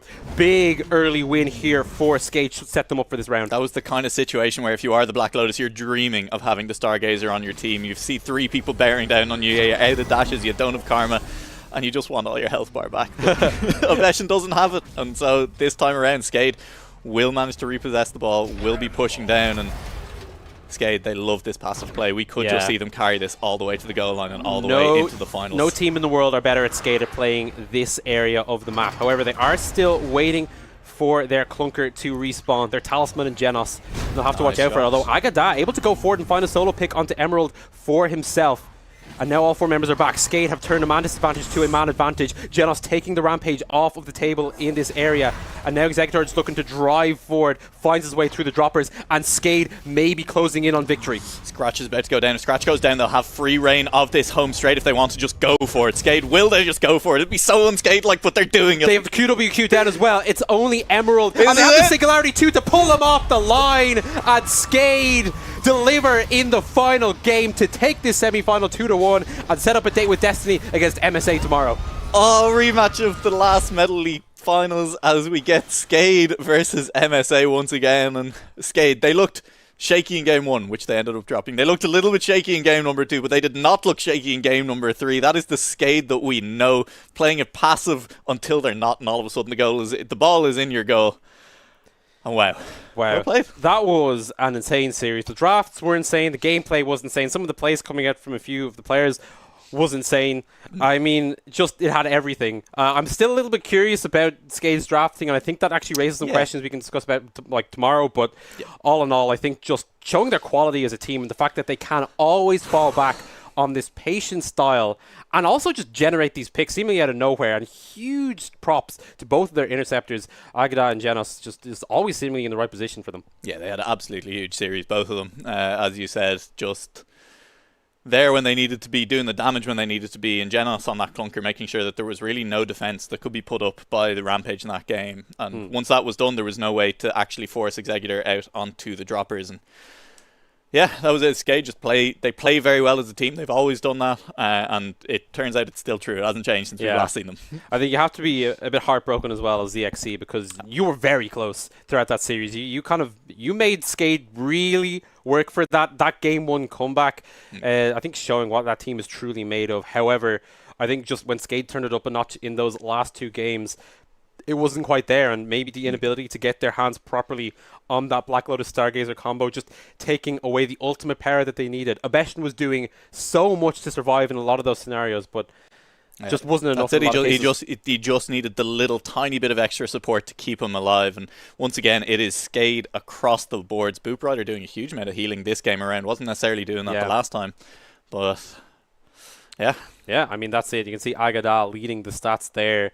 I think his step up in performance in games 2 and 3 being a key factor for Skade in this series. Personally, though, I give my MVP to Genos, I think, because I mean, he's not showing up in the stat sheet in that game, but just when you play things like Clunker and Killer J, the impact was very visual. You're pulling people out of the fights, and especially in that third game, his targeting was so on point. Yeah, it was spectacular. I mean, as we said, it was just the Rampage could never get near the bomb, could never actually mount a defense at the points on the map when you really want to mount a defense against anyone who's transporting near your droppers. And it was Genos. It was Genos putting in that work, and it was Genos making sure, even if there was occasionally little miscommunications at the goal line with the Singularity and when that was going to be popped, I don't think we can blame those on him. And I think he had a fantastic series. Fantastic series overall in general. So that is it. We have our slate of games set up for tomorrow. We'll be starting off at 1400 GMT plus 1, 1500 CEST with our third place game as ZXC will face off against Bad Boys. And then following that, our best of 5 final rematch of the Metal League 8 final between MSA and Skade. I'm looking forward to that one. It's going to be fantastic slate of games tomorrow, so make sure you guys tune in for that. But from myself and Newell Lake this evening, very good evening. Thank you for watching. We have a few videos to show you to round out the stream. But yep, have a good one, and make sure you're back tomorrow for the finals of Metal League 9 EU. Welcome to the Machine Spotlight. This is Black Lotus, the Nameless. Black Lotus is an urban legend. Nobody knows if this pilot is a man or a woman, or even if they are human. The only thing they know for sure is that Black Lotus is really, really fast. Black Lotus is a transporter and a specialist when it comes to delivering the bomb. Nobody can beat the speed of this pilot's machine when it's flat out on the track. Black Lotus's weapon 1 is astral projection.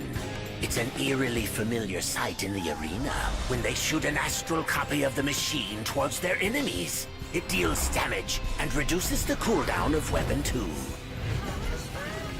Black Lotus's weapon 2 is Karma. It projects a lotus flower for protection, making the pilot invulnerable, blocking all damage and reflecting it at the enemy. This weapon can save your life and give you the chance to deliver the bomb. Black Lotus's weapon 3 is Soul Pilgrim. It boosts the machine forward and deals damage to enemies on contact. This weapon has 3 charges, and when the first is activated, it starts recharging immediately. If you manage the charges properly, your enemies can't hope to keep up. Lastly, Black Lotus's special weapon is Nirvana. When activated, it recharges all other weapons and reduces their cooldown by half throughout the duration. It's showtime. Let the engines roar! This is Black Lotus's Machine Spotlight. Available to play now in Heavy Metal Machines. Want to learn even more?